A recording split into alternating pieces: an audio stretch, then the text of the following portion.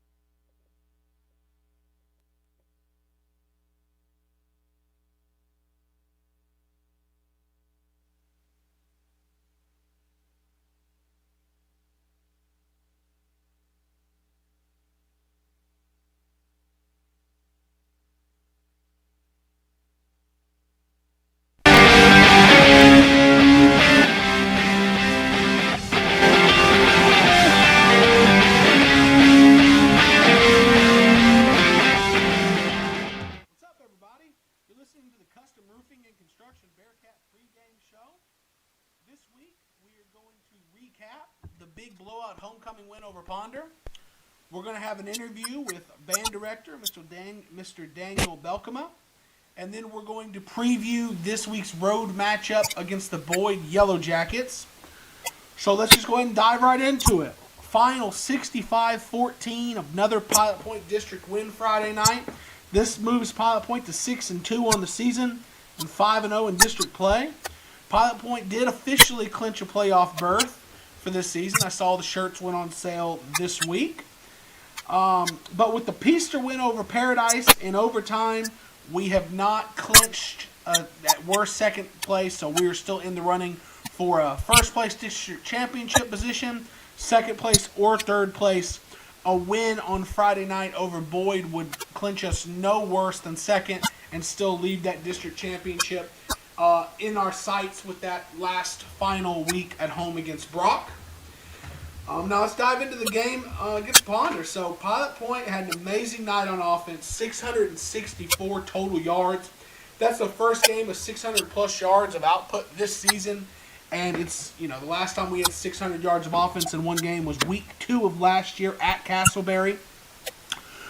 The Bearcats rebounded off a big win over Whitesboro the week before with a blowout victory this week over Ponder. But early there seemed to be a little bit of that mental fog that we had discussed on this show last week. How do you feel about how they pulled out from that mental fog and then they started busting big plays all night? Well, Ryan, I thought our Bearcats did a real good job. Obviously, like you said, tons of big plays. Aidan Cox had another huge evening. Ish Harris, I think he scored on 4 out of his 7 touches. He was big on the night. Wyatt Smith and Dakota David both did admirable jobs at quarterback. The defense stepped up, did their job. Now, I will say, Ponder drove down there that first drive. They looked pretty good. Everything was clicking. They were going warp speed. They had that NASCAR offense, and then they just always seemed to shoot themselves in the foot with either a penalty or turnover or a fumbled snap or a bad snap or whatever it was. But, they are, Ponder's 3-5 on the season now, and they did start the season with 3 wins. They can win football games. They're playing varsity high school football for a reason. They got some good playmakers. They're just a young team. I expect them to do better next year, even though I think they're sitting in last place in the district at the moment because our next opponent, the Boyd Yellowjackets, beat them by 7 earlier in the season. But I was overall impressed after a little bit of a slow start maybe, but man, the Bearcats blew them away in the end. So that's all you can ask for, and I think we got out of there pretty healthy. So it was a good evening. Slow start and still accounted for 664 yards total offense. Lead me into the offensive team stats for each team, and then the offensive stat leaders. Pilot Point, 447 yards passing, 217 yards rushing for a total of 664 yards. The media guide doesn't list a game with 400 yards passing in program history. Chance came on during the broadcast from the sideline and said that they hadn't had a chance to really dive into the archives, individual games, every one of them for things like that. So this summer, that's the project to kind of build a record book. But this game potentially witnessed a program history with a high of 447 passing yards. Ponder had 178 passing yards, 135 rushing yards for 313 yards. Individual stats, Wyatt Smith 9 of 14 for 287 yards and 3 touchdowns. Ish Harris had 5 carries for 98 yards and 3 touchdowns. That's just on the ground. I believe he added another. No, he didn't have a receiving touchdown, right? No. So Ish Harris had 5 carries for 98 yards and 3 touchdowns. And then through the air, Aidan Cox, 6 catches, 243 yards and 3 touchdowns, just adding on to the monster season he's having. Ryan, Ish had the one. What was it? Was it a 45-yard reception? Remember where he caught it and he put his hand on the ground, showed great body control and balance to end up scoring on that. 44 yards. Yeah, I remember that now. That was the longest of the touchdowns. 44 yards. That was the 4th of 4 consecutive touches that went for touchdowns. So. Touches. Ponder's individual stats: Clifton Cooper, the quarterback, 16 of 33, 178 yards, 2 touchdowns. Cassidy, their running back, 15 carries, 75 yards. And then I highlighted him last week's pregame. Peacock, 5 catches, 86 yards, 2 touchdowns.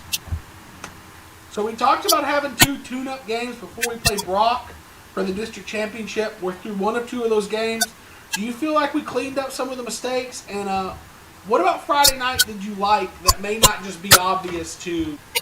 Yeah, what I did like is that it seemed like we didn't get ourselves in those penalty situations that we were getting into, even against Whitesboro, where we were having some key false starts and things of that nature. So it seemed like a much cleaner game to me. Now, one thing that I worry about is you and I both know that Boyd, we've got a long history with Boyd, so I really think that they're going to bring it this week.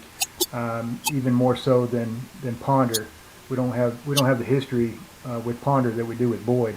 I know my squad in the '90s, we beat Boyd 7-6, and they were number 1 in state. We were number 2 in state at the time. I think you beat them a couple of times, right?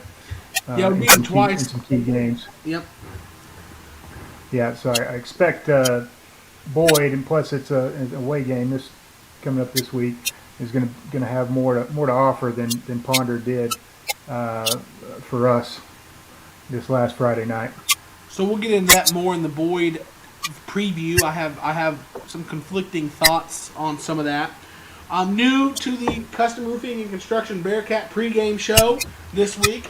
We launched a Twitter for the broadcast and these pregame shows, and on that Twitter we created a poll that we're going to do every week for let the fans vote for player of the game.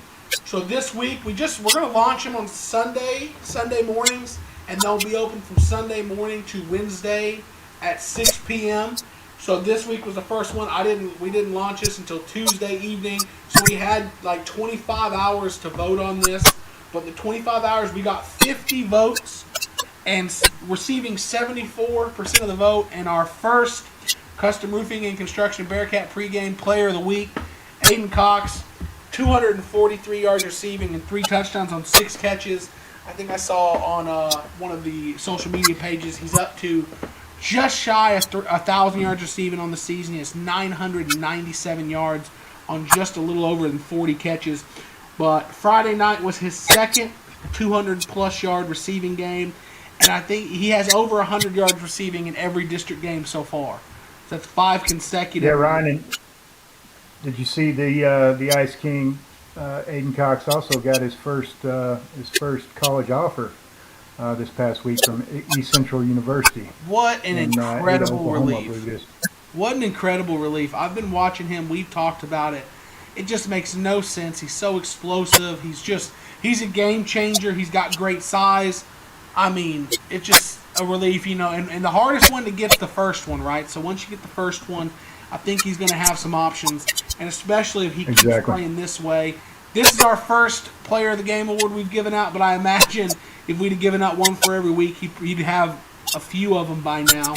But like I said, so that's going to be a weekly thing, so make sure you go and follow us on Twitter. It's a brand new, so it's pretty hard to find, but we are PPBcat Broadcast on Twitter, and you have to type it all the way out and hit search, and it'll come up. Going to be posting a lot coming up, tagging the PP Bearcat blog. So if you follow that, we should be pretty easy to find. So that should do it for our Ponder recap. 664 yards total offense, 447 yards passing, potentially a program record. Aidan Cox wins the first Custom Roofing and Construction Bearcat pregame show player of the week. The Bearcats get a big homecoming win. And now we move on. We're going to interview the Mighty Bearcat Band director, Mr. Daniel Belkema, and we'll do that right after this commercial.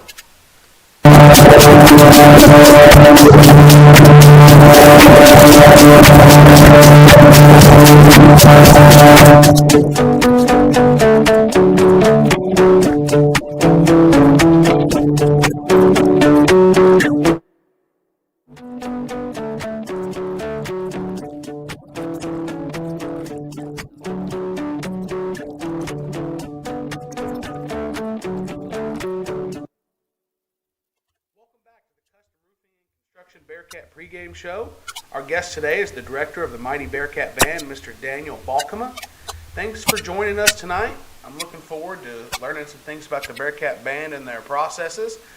Let's just start by asking, when did you get to Pilot Point, and where were you before you got here? Well, I made the great decision to show up in Pilot Point in 2013. This is my 9th year in Pilot Point, and prior to that, I started my career actually in Midland Lee. It's actually not Midland Lee anymore. It's Midland Liberty, I think, maybe.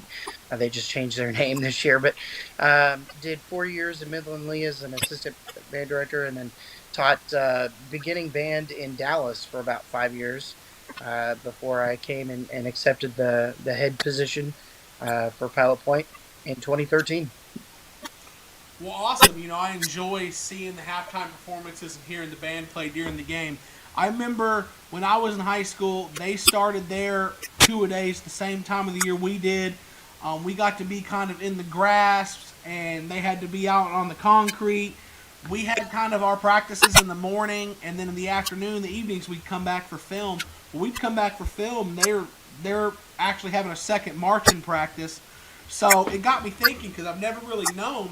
What's y'all's, I don't know if UIL's changed some of y'all's rules like they have with football, but what are y'all's two-a-days schedules like to start the year, and what does a typical week look like for a marching band?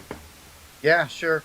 So actually it's very similar. We, during the summer, we're only granted 20 hours of marching fundamentals. I don't use the full 20 hours. I actually use close to 8 of them. And I choose to start 2 days before our normal start time. So UIL states that marching bands can't start learning their show until August 1st, very similar to what football deals with. I don't think they can show up in pads until the 1st of August. But we're, like I said, we're granted 20 hours prior to that for fundamentals, just music and marching stuff. So what I do is I actually show up 2 days prior to that date, and we just fundamental. That's all it is. We teach fundamentals and have a lot of fun doing it.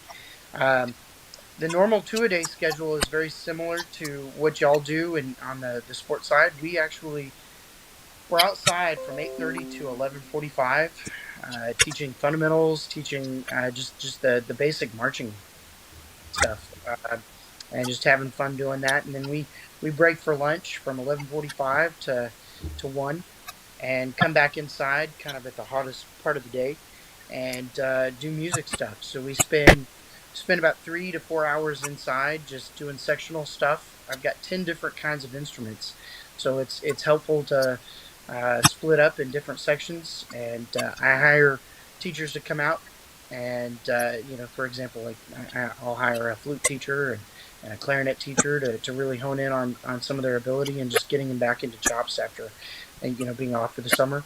And then we'll spend about an hour and a half as a full group just working on our show music. So it tends to be about an 8-hour day. We just split it into 2 sections during the summer, and of course once August 1st hits, that's really when we're hitting hard on our actual halftime show. So starting to learn the sets and forms and putting music together with it. So I was in band through middle school, and I remember my band director was Mr. Honeycutt, who's the lead band director at Troy ISD now. I know he played the tuba, I played the baritone, so he did a lot of our sectional work. So you said you hired a clarinet teacher, a flute teacher. What instrument did you play? A trumpet. Those and the saxophones always get the best solos, man. Sometimes the trombone, but the trumpet.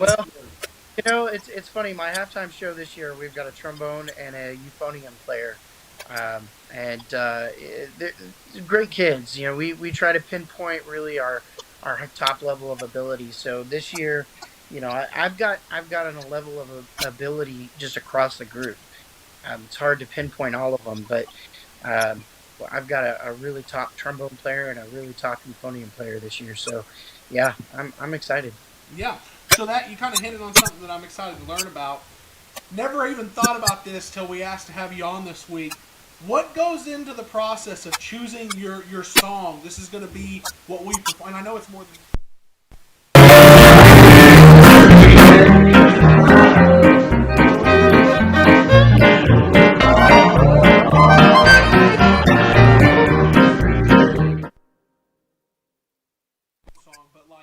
seems like it is. What goes into the process of choosing the music? And then even more interesting than that to me is choreographing the full march, the performance. What goes into that? How do you get that picked and all that? Believe it or not, a lot of people don't realize it takes pretty close to about 10 months for planning wise, just to figure out what we're going to do for next year. So really, after this season, I normally sit down with my assistants. I've got 2 wonderful staff members that we sit down and we get along really well together and just hash out some theme ideas. It basically all starts with kind of a theme. So this year's theme was Mad World. In years past, we've done a pirate show. We've done a space theme. We've done a blueprints, kind of the building of a construction site. But it takes us about a month to kind of throw out some ideas. We basically sit down and just throw out 3 or 4 different themes, and then take 2 or 3 that we really like, and each of us kind of hone in on certain musical aspects that really hone in on that theme, and we come back about 2 or 3 weeks later and we present to each other, and then after that process has taken place, we pick 1 or 2 that we just really, really like. I hire a show designer, and I basically give him the 2 ideas that we've come together with, and he pretty much plans out everything for us. Color schemes, music, guard outfits, which is interesting. Puts kind of things together for us to kind of visually be able to see. It's a lot easier to be able to see it visually anyway, and it brings kind of the show together to life just for us to be able to see and figure out if our kids are going to like it. That's a big one. I want my kids to like what they perform, just because I know that they're going to perform at their best if they're enjoying what they do. So, his job is basically just to make it as best as he can on both themes, and does the presentation to us. And I choose one that is the music that he's chosen specifically to work with that theme. And then, the process of that right there, actually, a lot of people don't realize we have to pay licensing for all the music that we perform. So we have to go to a company that does copyright stuff, and we specifically purchase the performance aspect to that specific song. So, for example, we're doing a piece, "Imagine" by the Beatles. We have to license that specifically from that company that gives profits to the Beatles organization or the Beatles company that does all their music. Well, that may lead to an issue with what John was wanting to bring up. We were wondering if John was wanting to know if he took any requests. It's really hard. Yeah, as far as in-game, on behalf of the 90s Bearcats team, Mr. Balcom, if you could work in "Eye of the Tiger" at any time, the Survivor version, not the Katy Perry version. I would definitely do that version over the Katy Perry version. Yeah, we've actually done "Eye of the Tiger" in the past. That's a stand tune that we've done in years past for sure. I have a little bit more leeway when it comes to stuff that we play in the stands. Mm-hmm. Specifically, I purchased that from a music store, and that gives me the license to perform it in the stands. What makes it challenging is actually performing it on halftime and something that we actually play at contests. UIL has a lot of copyright rules and just the licensing agreements that we have to follow when it comes to performing it for contests. So that leads me to a lot of interesting stuff here, because just not a whole lot of stuff that I had thought about in the past. A lot of people I don't think they understand. They know there is a whole marching band season with contests that y'all go to, UIL competition. So walk us through a marching band season and all the contests and stuff that y'all do. Yeah, so we spend pretty much August and September refining our halftime show. And again, it's not, we call it the halftime show, but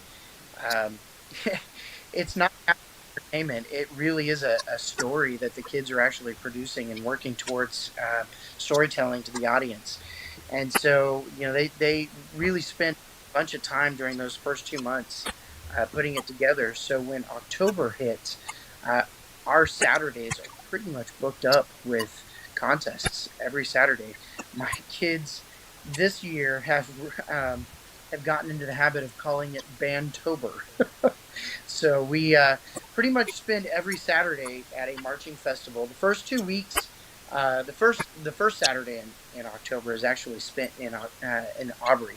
Aubrey puts on a marching festival every year, and they've done that for the last 20 years. And Pilot Point has actually participated in that for the last 15 years, as far as I know. This year was the first year we actually took second place in 3A classification, which is really awesome for our kids, and it's history made right off the bat with that first week in Saturday. The second week we went to Tolar Marching Festival, and took first in prelims and second in finals, competing against some 5A schools, which was really incredible too. So again, another history-making region, weekend. And then this, the third Saturday, we performed at UIL. It was our very first UIL contest for this season, at UIL Region Marching Contest, making first divisions. The whole thing about region is, in order to advance to the area level, you have to have first division ratings, and it's a cumulative rating, which there's 3 judges.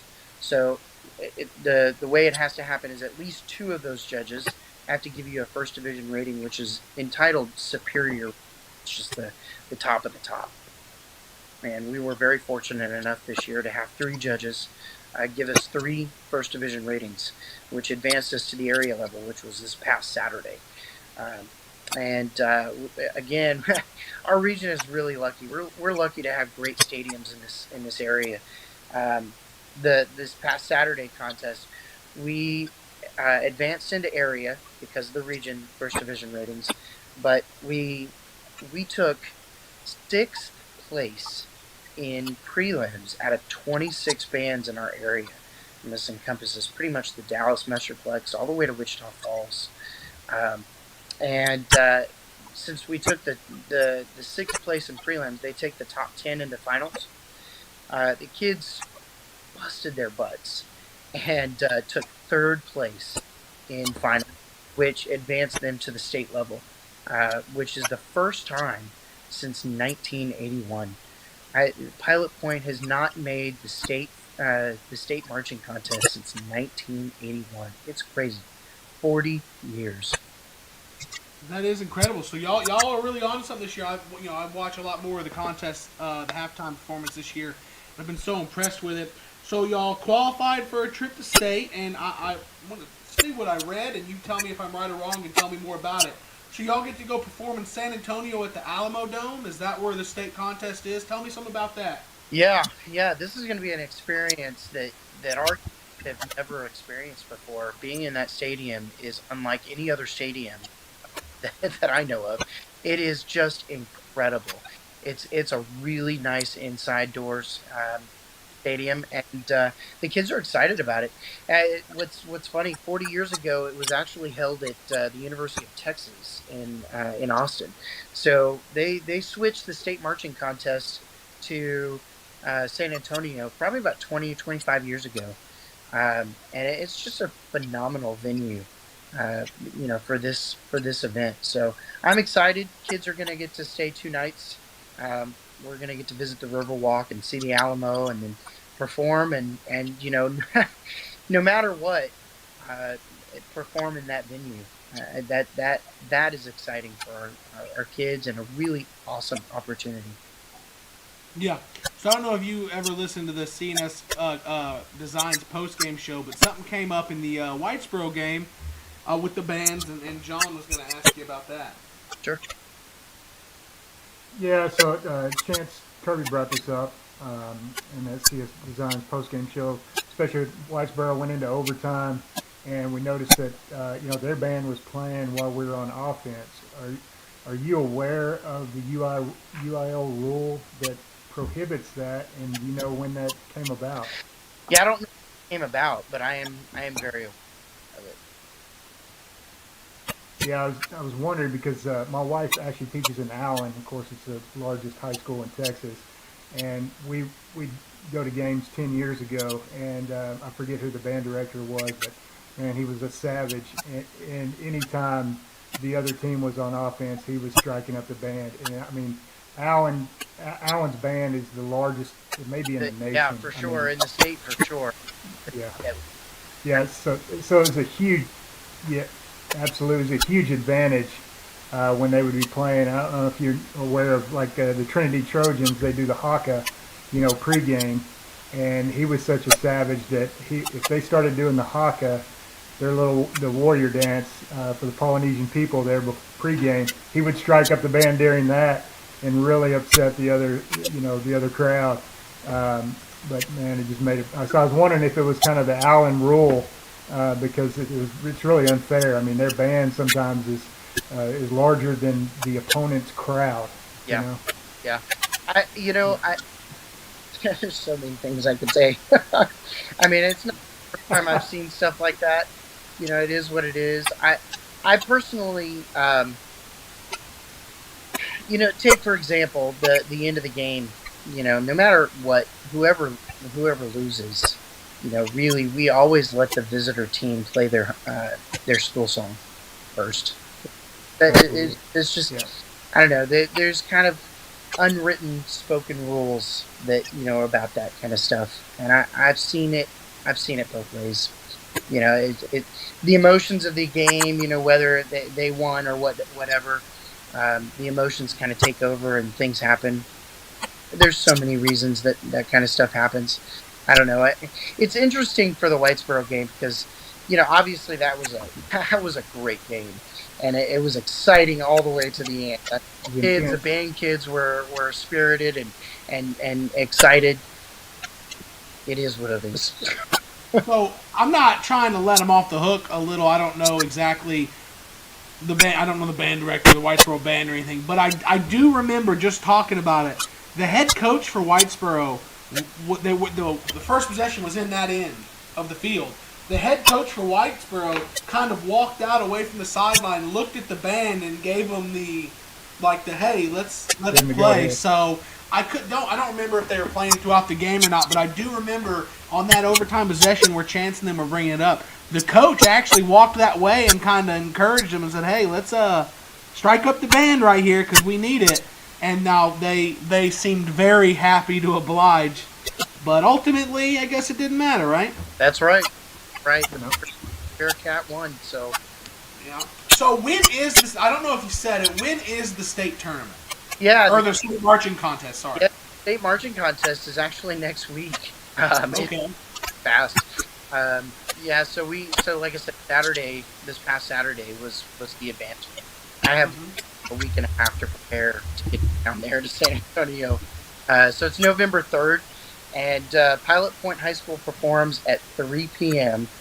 in the Alamo Dome. November 3rd at 3 p.m. I do have a question that I'm beginning to feel I know the answer to. Does that mean y'all will not be in the stands Friday night when we play Brock? Oh, that would never happen. That would never happen. We would always be there. Always. Yeah, we will be. Our contest will be on Wednesday. If we make the finals, when we make the finals, That's right. And we're going to stay the night just because it's going to be a late.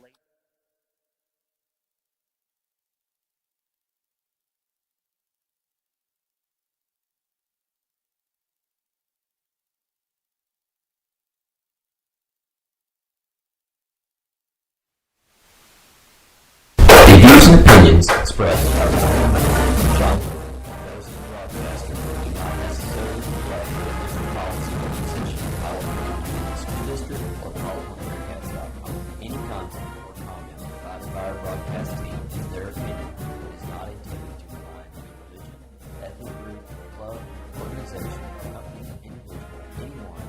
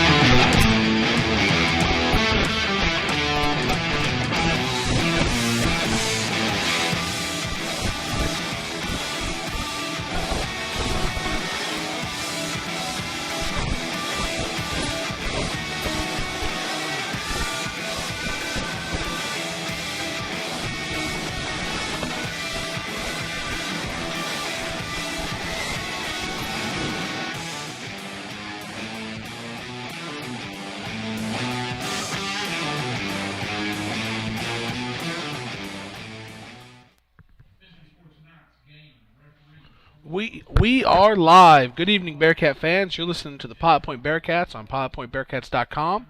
Brought to you by the Speed of Light Broadband. I'm Ryan Menard, and with me tonight is Mr. 29, John Little. We're in Wise County tonight at Yellowjacket Stadium in Boyd, Texas for this District 4 3A matchup between your Pilot Point Bearcats and the Boyd Yellowjackets. Pilot Point is looking to move to 6-0 in district and set up a winner-takes-all matchup for the district championship next week at home versus the Brock Eagles. But before that, tonight we're facing a struggling 1-7 Boyd team. John, what are you looking to see out of the Bearcats tonight? Well, Ron's, can you hear me now? Yep. There you Got go. it, baby. Well, Ron's, this year Halloween fell on the weekend, and I expect our Bearcats to go trick-or-treating.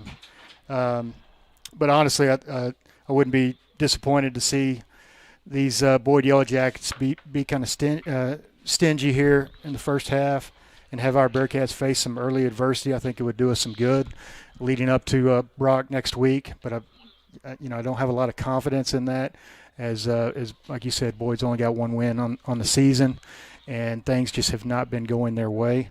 So Dave Campbell's has us as a 31-point favorite. I see us certainly covering that by the end of the game. But like I said, I would like to see some adversity maybe in this first half and help prepare us for Brock, which is certainly going to be a heck of a game next Friday at Massey Stadium. Yeah, so it is. You talked about a struggling Boyd team, struggling to find anything good.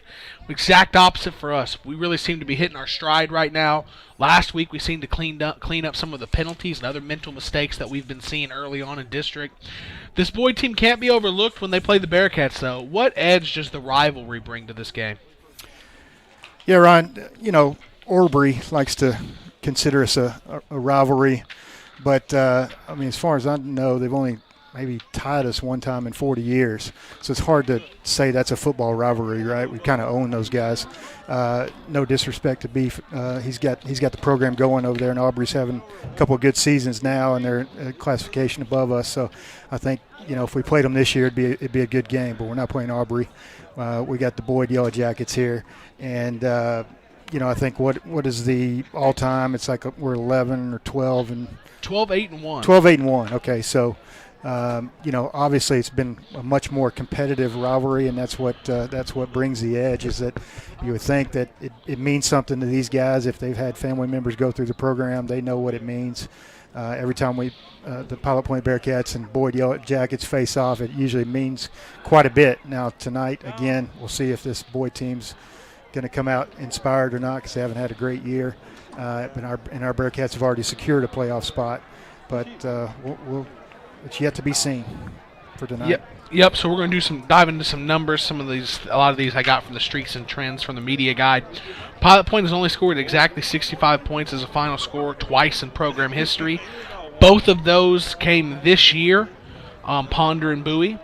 Pilot Point is 13-11-1 all-time against Yellowjacket mascots. 12 of those 13 wins were against this Boyd Yellowjacket team. Last week's win moves Coach David to 4th all-time in wins by a Pilot Point coach, so he's climbing up the all-time rankings for Pilot Point coaches. Currently, Pilot Point's on a 5-game win streak, all district wins. Pilot Point last recorded shutout was 34 games ago in the playoffs on November 22nd, 2019 against Slayton. That was a question that got brought up in the CNS postgame show. Pilot Point is 6-2 all-time on October 29th. The first of those wins was against the North Texas State Teachers College freshman team in 1937 by a score of 13-2. They really dug deep in the history books for that one. Seriously. Pilot Point has recorded multi-set games and back-to-back games. I think it was 3 or 4 against Whitesboro, and I think I said they had 7 last week. It was a party at the quarterback. Been awesome this year. Gage Anderson, Ish Harris, and Stephen Rodas all recorded their first varsity receiving touchdowns last week. When I had Ricky on with me in Bowie, he talked about wanting to see Ish being more part of a pass game, and since then they've really done that. Wish. Yeah, and last week he got his first touchdown catch of 45 yards. And then Aidan Cox has had 100-plus yards receiving in the last 5 games, every district game so far. I imagine his first catch tonight will probably put him over the 1,000-yard mark, 997 yards on the season. And that's Streaks and Trends, District 4A standings. Brock in first, 5-0 in district. Pilot Point, 5-0 in district. Peaster, third, 4-1 in district. Whitesboro, fourth, 3-2. Paradise, fifth, just outside of playoff spot, 2-3.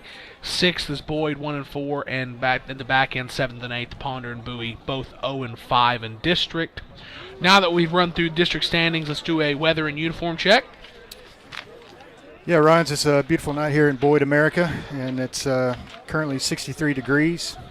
Only 10% chance of rain, but I don't see that happening. 21% humidity with the wind out of the northwest at 9 miles per hour. Should be getting down to a show 54 degrees by 10 o'clock tonight. The home team, Boyd Yellowjackets, are rocking the yellow pants, green jerseys with yellow numbers and yellow accents on the sleeves of the jerseys, with the yellow helmets and green logo with the they've got the 83 and 04 championship teams highlighted on their helmet logo. For Boyd. For our visiting Pilot Point Bearcats, we're rocking the traditional white helmets with black numbers and white jerseys with orange numbers accented in black, and we're rocking the orange pants tonight. Yeah, so Boyd is recognizing those state championship teams because tonight, early before a lot of people got here, they were doing honoring Coach Cartwright down here in the end zone. They have some monuments for the state championship games. He was a coach, so it was championship teams he coached, and they got that full pavilion down there that they have named after him. So I think tonight, with him passing not too long ago, this season probably honoring the memory of those teams and his legacy here at Boyd. So now we've gotten through our little pregame here. We're going to step away, and while we're gone, they're going to do the coin tosses and the national anthem, stuff like that, and we'll come back and get ready for the first quarter of the Southern Junkies kickoff. So we'll be back after a few commercials.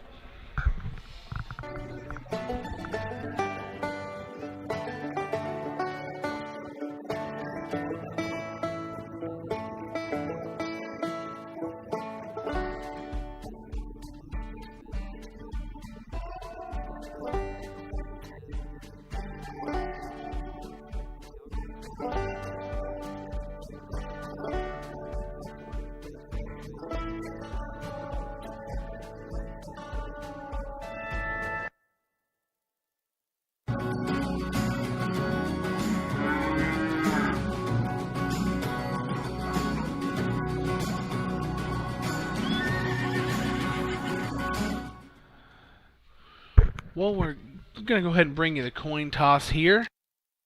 Pilot Point captains. Looks like captains for Pilot Point are going to be number 50 for the Bearcats, Diego Oleo. Looks like we have number 32 and Trevor Martin. We have number 30, Leighton Rushing. And that's the Bearcat captains. For Boyd, we have number 77, Colby Price, number 32, Callan Ferguson, and number 2, Dalton Medlock. So they're approaching the center here to get the coin toss. Nice stadium here in Boyd. I don't know how old it is. It looks, kind of fairly new. Good press box up here, good stands.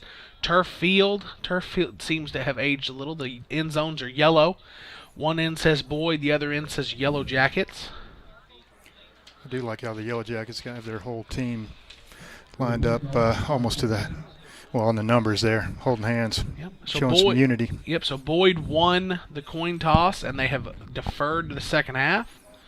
So it looks like Pilot Point's going to be receiving the ball, and we'll see if we can get something going early in this game on offense. So we're going to have to start the first quarter, brought to you by Ernesto's Mexican Restaurant, and have a Southern Junkie kickoff that the Bearcats will be receiving and try to get some early points on the board.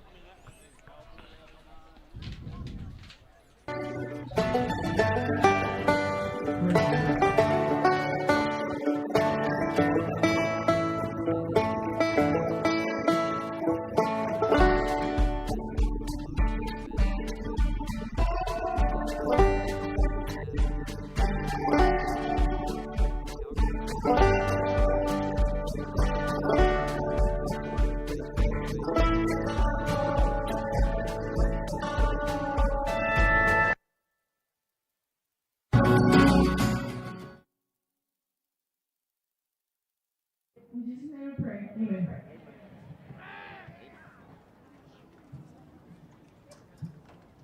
national anthem tonight will be performed by the Boyd High School Choir.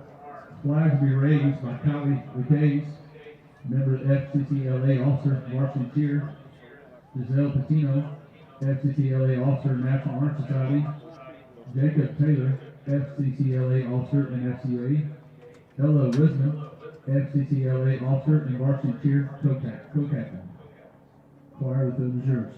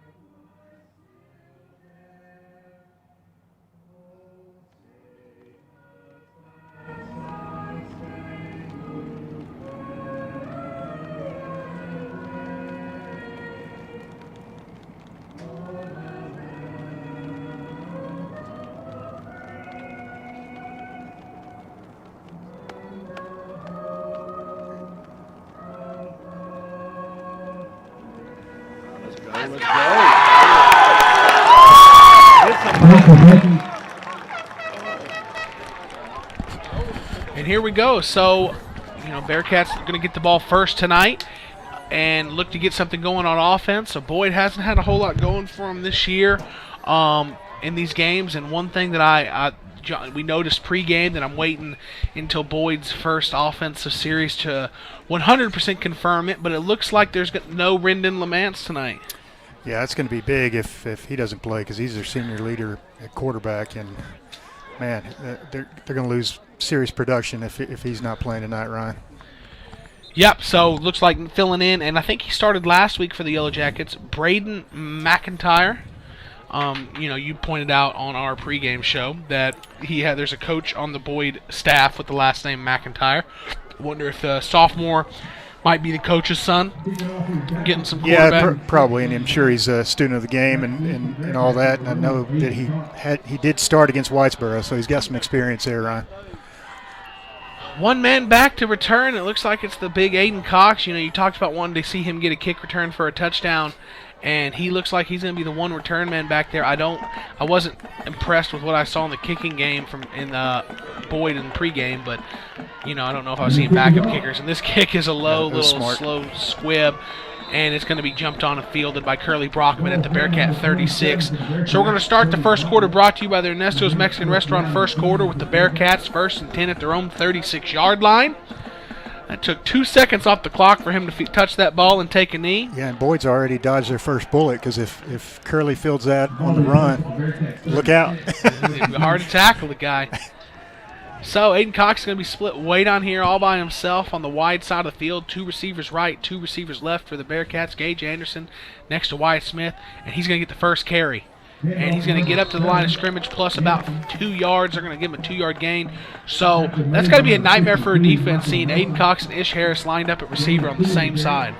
No doubt. I mean, man, the way Aidan's been playing this year has just been ridiculous. Might be the most prolific receiving year of any Bearcat. We're going to find out when Chance and those guys do the stats this summer.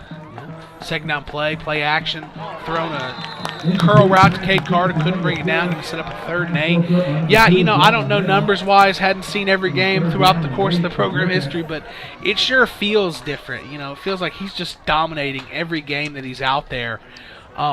Multiple 200-yard reception games. He's so dynamic. He can catch the long ball, he can catch short, and make explosive plays. So he's just had a heck of a season. Yeah, 3rd and 8 for the Bearcats. Two receivers left, one right. Wyatt Smith takes a snap, drops straight back to pass, steps up into a clean pocket, and he's going to try to scramble, and, that was a coverage sack there. And that wasn't a sack because he's going to get about 2 yards on it, going to set up a 4th and 6 here. He had a lot of time to throw, stepped up into the pocket, just nobody downfield got open, and he eventually was brought down after a 2-yard gain, going to set up an early punt from the Bearcats. Yeah, not exactly the start we were hoping for, and I was hoping that Aidan Cox was going to go over 1,000 yards right there, but he just didn't get enough time to get open on that crossing route. Little Boyd come across early, but got back for the snap on the punt. Aidan Cox, he's going to get it off, and it's high, not super far, but extremely high. Bounces and takes a Boyd bounce back towards the midfield. Not a super long punt to start off, but Boyd's going to get their first possession, 1st and 10 at their own 46. We're having a little bit of difficulties with the mixer. We're going to try to get a commercial right here and see what happens. Number 3, Braden McIntire.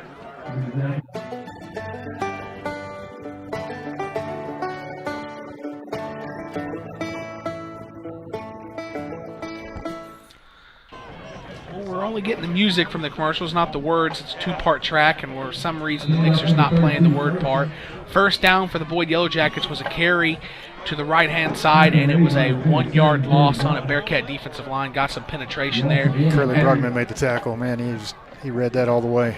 Braden McIntire is the quarterback for Boyd, so my suspicion of the man's not playing tonight looks to have been true.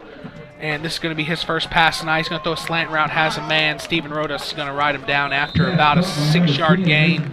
That was number 10 on the catch, Mason Turner. Yeah, and I like the call there for Boyd. You got a sophomore quarterback. You want to get him something short, just an early completion, get his confidence going. Number 18, Steven Rodas on the coverage and made the tackle there. Was right on his back pocket.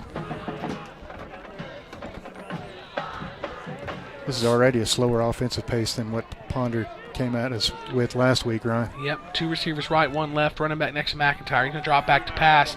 He's looking a deep curl route. I guess they watched some film last week. These deep curls were effective for Ponder last week, and that's what they got us there for a first down for the Yellowjackets.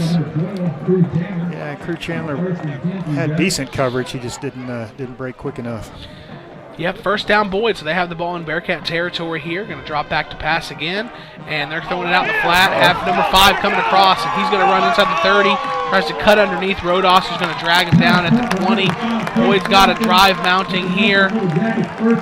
That was a crossing route. It looked like a lot of the defense was focused on the guys running right to left. They sneak out Case Ferguson from left to right, and he catches it and has some room to run. Gets down to the 20-yard line here, so it's 1st and 10, the Yellowjackets at the Bearcat 20. Snap, they're going to run it right up the middle, and again, nowhere to go. And was that him again? Curly Brockman. Certainly. Yeah, coming through the line of scrimmage untouched, trips him up. That's 2 carries for -2 yards for the Yellowjackets so far. So not getting anything going early in the run, but the passing game has been on. You don't want to mess with the Curly. The guy's a solid tackler, Ryan. Yep, we're going to run trips left here for the Yellowjackets. 1 receiver right, running back next to McIntyre.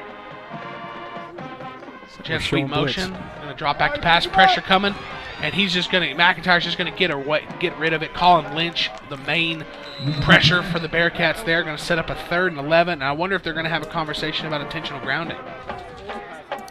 Yeah, it was certainly questionable. Yes, they threw the flag. Advanced care penalty on McIntyre there.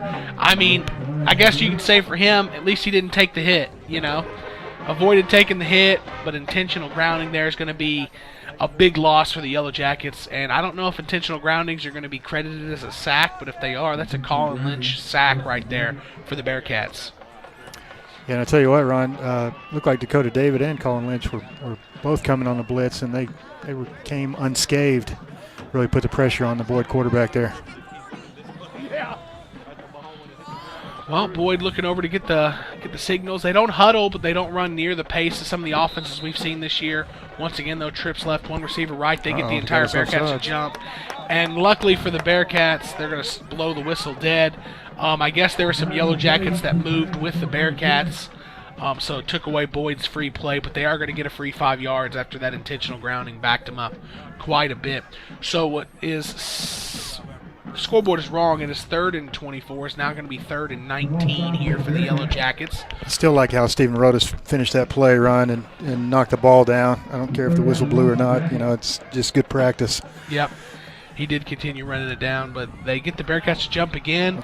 They all get back. The right tackle for the Yellowjackets, Colby Price, moved. So I want to know if the referees are going to say that the Bearcats enticed him to move, or if they all got back. Line judge is pointing our way. Well, one referee was pointing Boyd's way. The other one, the line judge, is pointing our way. And they're having a discussion. I think the line judge is getting overruled here. That'd go in our favor, depending on how the. I think the umpire is going to overrule him. And now they're. Yeah, we definitely jumped, but we got back across. So, yep, they're going to do an encroachment on the Bearcats, though. So that's back-to-back 5-yard penalty. So, I mean, advanced care penalty there on the Bearcats again. So you just jumped on the hard count, and then they get you on the hard count again.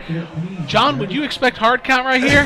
I think I would, Ryan. Yeah, I would as well. It just looked like we were definitely going to bring the house there with the blitz, and we didn't time it properly. Yeah, so 3rd and 24 is turned into 3rd and 14 after back-to-back encroachment penalties on the Bearcats. We stay put this time. Looking to throw, incomplete here, so it's going to be 4th and 14 from the Bearcat 24-yard line. Unless that was, I saw one kid kicking for Boyd earlier in the game, and if that was their kicker, this is well out of range. But he wasn't the same kid who kicked off, but we weren't too impressed with what we saw from the kickoff either.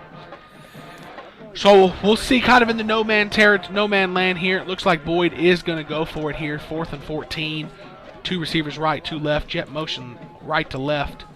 Drop back to pass, looking deep right side. Stephen Rodas lets the man get by him, tries to turn around. Number 10, Mason Turner with the Boyd touchdown.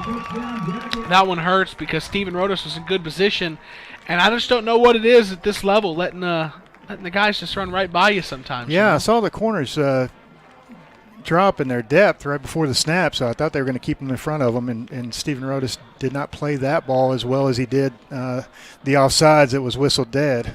Yeah, so he appeared to be in great position the entire way until they kind of they hit the gas and he stayed put. So Boyd gets on the board first here with a touchdown and followed up with a good extra point. So we're going to play our little ad music for a little bit and then try to get some things worked out. We'll be back on the other side with the Southern Junkies kickoff. I have a suggestion. 10 years ago, a Cowgirls kennel opened with a unique approach to dog boarding. At a Cowgirls kennel, your dog will stay in a 12 by 12 area. Let me say that again. Your dog will stay in a 12-foot by 12-foot area. That's larger than most guest bedrooms. If you have more than one dog, they can stay together. Their professional staff will give you the peace of mind so you can enjoy your trip. A Cowgirls kennel is not just for dogs. They can accommodate your cat in their brand new catchawary. Make your reservations today at 940-600-2853. Your dogs will thank you for it.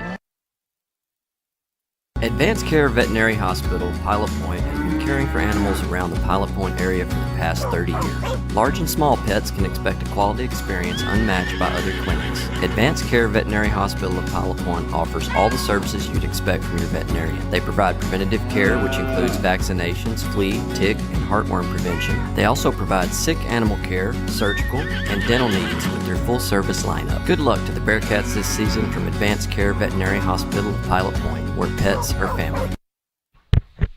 And we're back. We got the commercials up and going, so here we go.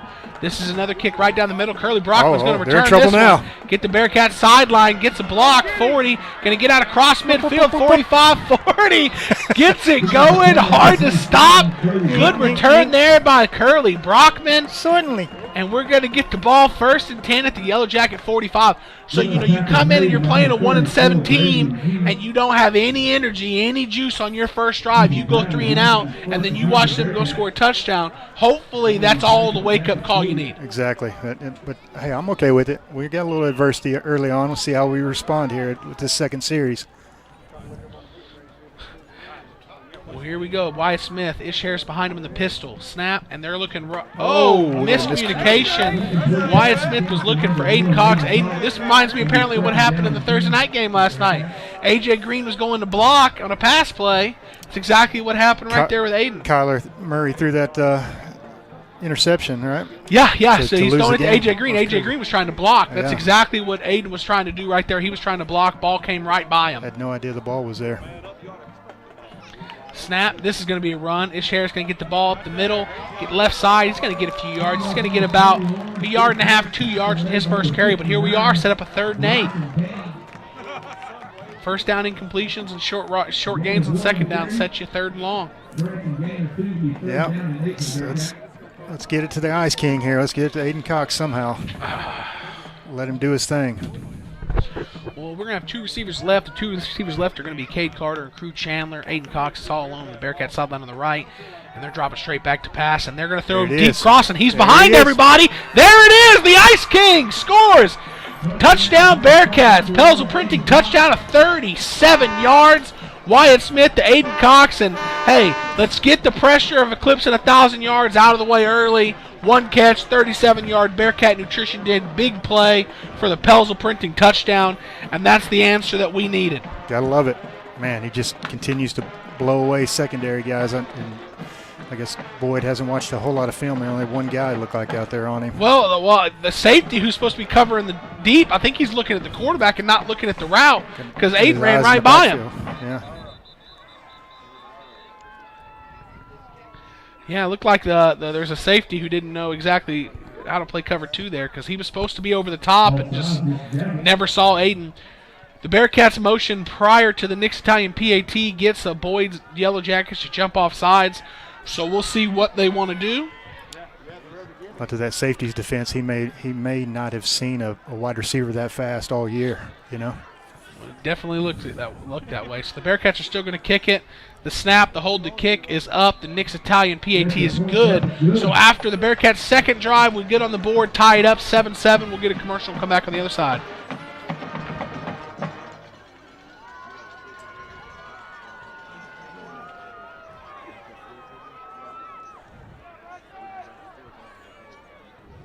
Hi, I'm Jackie Collins, and I am a wellness coach and owner of the Bearcat Nutrition Den. Do you want more energy to feel great, lose weight, and improve health? If your answer is yes, then get in touch today. Get your day started with the delicious healthy meal replacement shake and energizing tea. Come and see me today at the Nutrition Den located at 432 South Highway 377, Pilot Point, Texas. I'm Jackie Collins, and I look forward to seeing you guys. Hey Bearcat fans, time is running out to be a webcast sponsor for the 2021 Pilot Point football season. Last year, our Pilot Point webcast had just under 30,000 views. If you want an advertisement that speaks directly to the community of Pilot Point, our webcast ads are the way to go. Contact us today and we'll find an advertising opportunity that fits your budget. Don't miss your chance to be part of a winning team. Go Bearcats. Teed up, we're back teed up for the Southern Junkie kickoff at the 40. Get a chance to see what Aleos is going to do tonight. Last week was his best week kicking off, had some touchbacks, they all went deep. This one's going to be kind of a high pooch kick into a hole, bounces. Luckily Boyd's able to field it on the run. They're going to get a chance for a return, and they're going to get it out to about the 35-yard line. Talked about that's kind of the sweet spot for the opposing teams, but that kickoff was different, so that was only about a 10-yard return maybe. So good job by the coverage team getting down there and making the tackle. That was number 10, Mason Turner there. And like I said, that was only about a 10-yard return, so that was a solid job there. Yeah, good tackling there. And they look like our guys stayed in their lane a lot better than they did last week. Boyd's stacking 2 receivers out here on the Boyd sideline. The Bearcat defensive backs are there, and they're ready for it. They're stacking them on the other side as well, so interesting formation from the Yellowjackets here. And they're going to pass it that way. A little screen. It's tipped at the line of scrimmage and then almost intercepted. Man, you cannot throw swing passes or screens out there on Aidan Cox's side. We just talked about on defense. Do you not watch film? Man, on offense, do you not watch film? The length, the athleticism. I mean, he's going to get a paw on it. And Wyatt Smith, if he wasn't getting blocked on the play, he was trying to catch it with his left hand. It might have been a pick six if he had a clean run at it. Yeah, there was an illegal chop block on the Yellowjackets there, so since it was a screen pass, one lineman decided he was just going to cut the defensive lineman while the other one was trying to block him. That advanced care penalty is going to cost the Yellowjackets 15, so they narrowly avoid a Wyatt Smith interception, or maybe a Jace Williamson interception off of the Aidan Cox tipped ball. But they still back up 15 yards, 1st and 25. The Bearcats jump again, but there's no ball's not snapped, no contact made, so we're going to get bailed out on that one. Yeah, we're going to have to learn from that. They keep trying the hard count on us. So this is going to be another run, and they're going to have a little bit of room to run this time. Both corners get blocked. Colin Lynch is eventually going to make the tackle at about the 30-yard line. So a little gain there, still well behind the chains of the Yellowjackets. It's going to be second and long. Line to gain for a first down is the Yellowjacket 47, and they're currently at their own 30. So it's going to be second and 17. Yeah, and that was Calvin Ferguson. We're going to be calling those Ferguson boys' name quite a bit here, Ron. It's 32 is Calvin Ferguson, and 5 is Case Ferguson. Pass thrown out into the flat, number 5 there. Case Ferguson tries to make the catch. He cannot bring it in. Incomplete. Aidan Cox was chasing him down, I guess, from a defensive end spot because Ferguson's coming out of the backfield running that route. And it was incomplete, though, going to set up a 3rd and 17. Hey, shout out to the Shane Blagg Sunset Pools chat. Ron, we got Mitchell Webster on there. Wester. Yeah, the punter killer. Yeah, we got Russell Jones and Terry Slay, of course. Pressure on the play, and it's going to be an incomplete pass on 3rd and 17. There was a little bit of contact there from Jace Williamson, but the ball was deemed uncatchable, and it wasn't egregious contact. It was definitely contact, but I don't think they ever really had a chance to bring the ball in anyway. So it's going to force a 4th and 17 and a Yellow Jacket punt.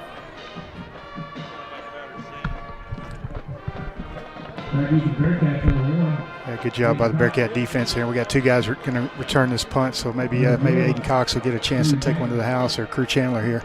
Snap on the punt is good. The punt is up. It's a good one. Crew Chandler's going to get underneath it and try to field it on the bounce, and he does. He's immediately tackled. Risky play there by him, but because he did get his hands on it and catch it, it avoided a better punt.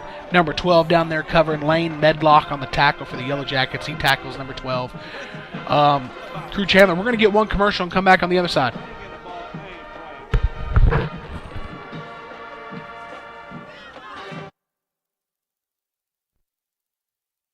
For the best Mexican food experience, visit Uncle Beto's Mexican Restaurant on the corner of Liberty Street and Highway 377 in Pilot Point. Uncle Beto's offers the freshest and most authentic flavors that you can only find in the best Mexican cuisine. Dine in, or if you prefer curbside service, call Uncle Beto's at 940-686-0143 and order your food to go. Be sure to make Uncle Beto's a part of your game night routine, either before the game or up until 10 p.m. on game night. Uncle Beto's is ready to serve all you hungry football fans. Uncle Beto's is a family-owned and operated business proudly supporting the Pilot Point Bearcats.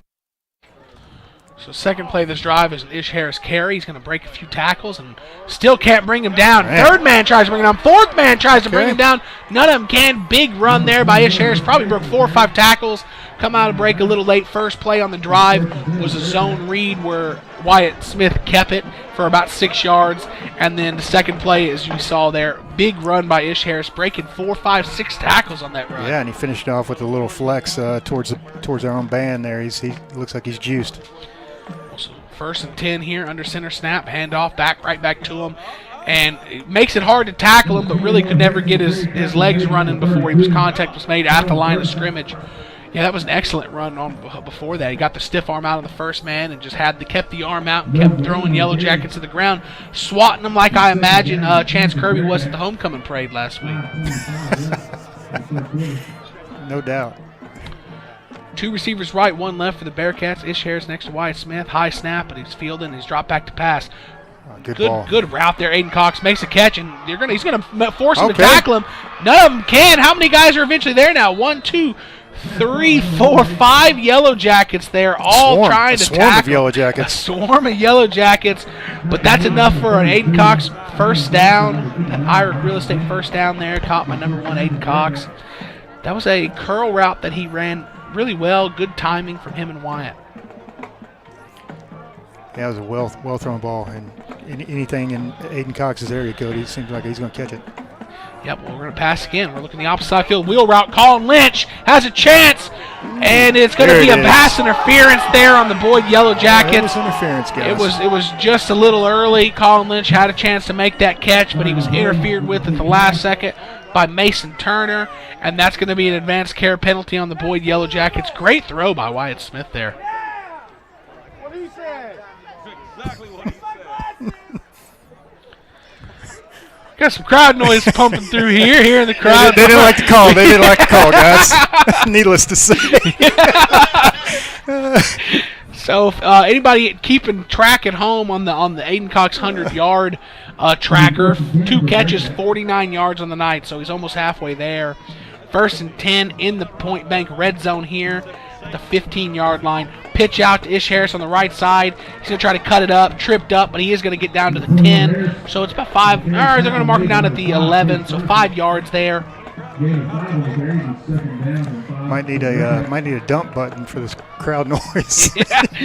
Yeah. Apologize to all our fans if there's any foul language. We are in Wise County. 2 receivers right, 1 left, and it's going to be a pass. Aidan Cox is going to catch it. Come to the inside. Get back out. 5 down to the 3. Did a good job of coming inside the first would-be tackler, then getting back out to the sideline. And that, I believe, is going to set up 1st and goal deep inside the Point Bank red zone. Yeah, I imagine Aidan's pretty upset, though. That has to decrease his reception yard average.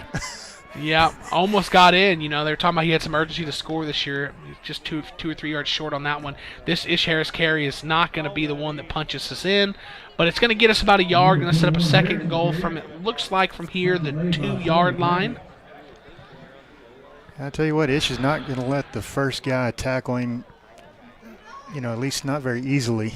He's spinning out of things. He's using his body control very well to get a couple extra yards. Going lots of under center tonight. Wyatt Smith under center gets everybody to jump. Fade route. No, don't blow it dead. Come on. What are we doing? Where's our crowd noise? Upset with that call. Man, let him play. I mean, that's an offsides on the defense. I didn't see if there was contact made at the line, I guess. Come on, man. Yeah, but Aidan Cox, touchdown. For anybody interested, Aidan Cox did catch the fade route, so it would have been Aidan Cox touchdown, but watch our little replay here with the little tape delay. There was some contact made, so I don't like it, but I guess it was the right call. That guy got mossed. Yeah. Quarterback sneak right at the middle, easy money. Wyatt Smith with the Pelzel printing touchdown. Bearcats taking their first lead of the game, and hopefully we're cruising from here, John. I think so, Ryan. I mean, we're starting to make it look easy.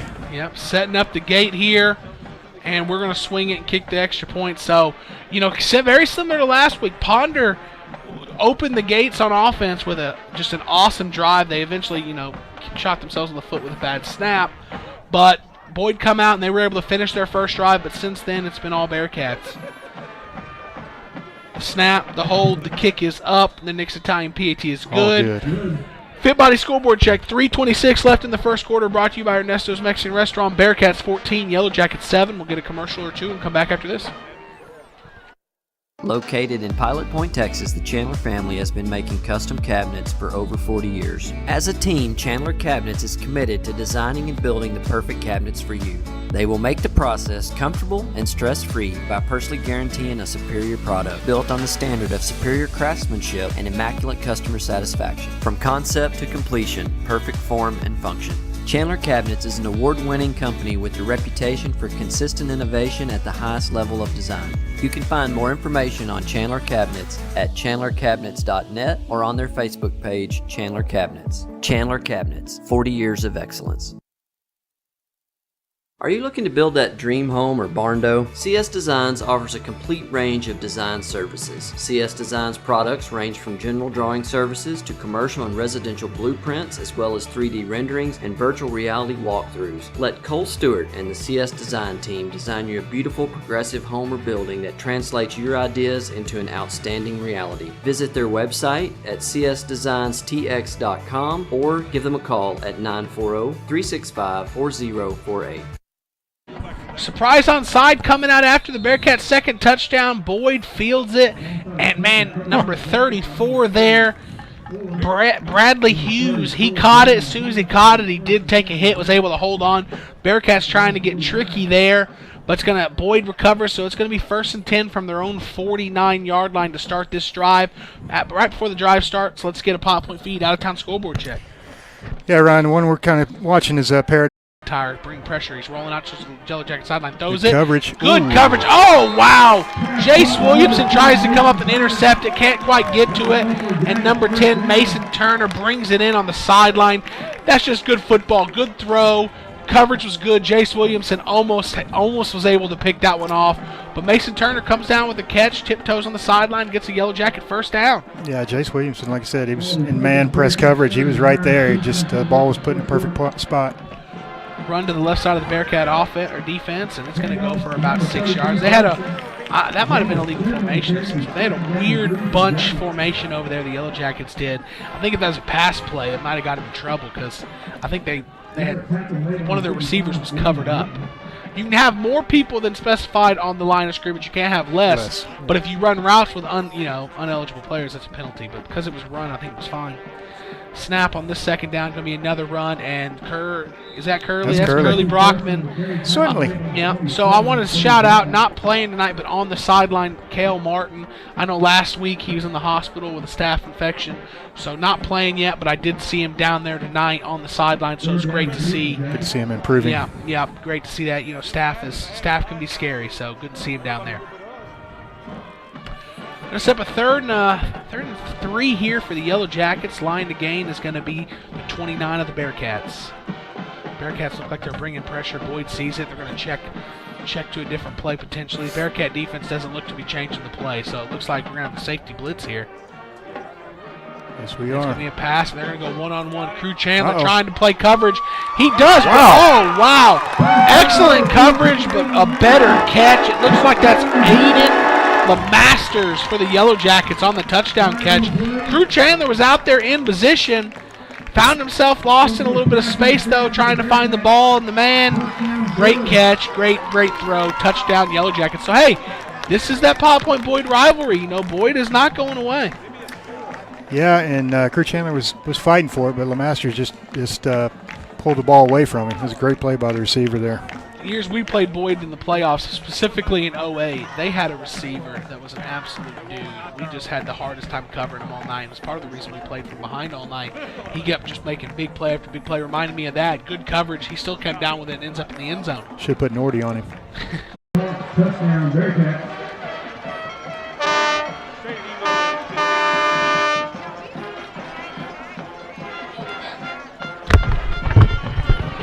Well, out of nowhere, we are back, and what we just missed was a slant route from Wyatt Smith to Aidan Cox caught, and he gets into the end zone for the Pelzel Printing touchdown.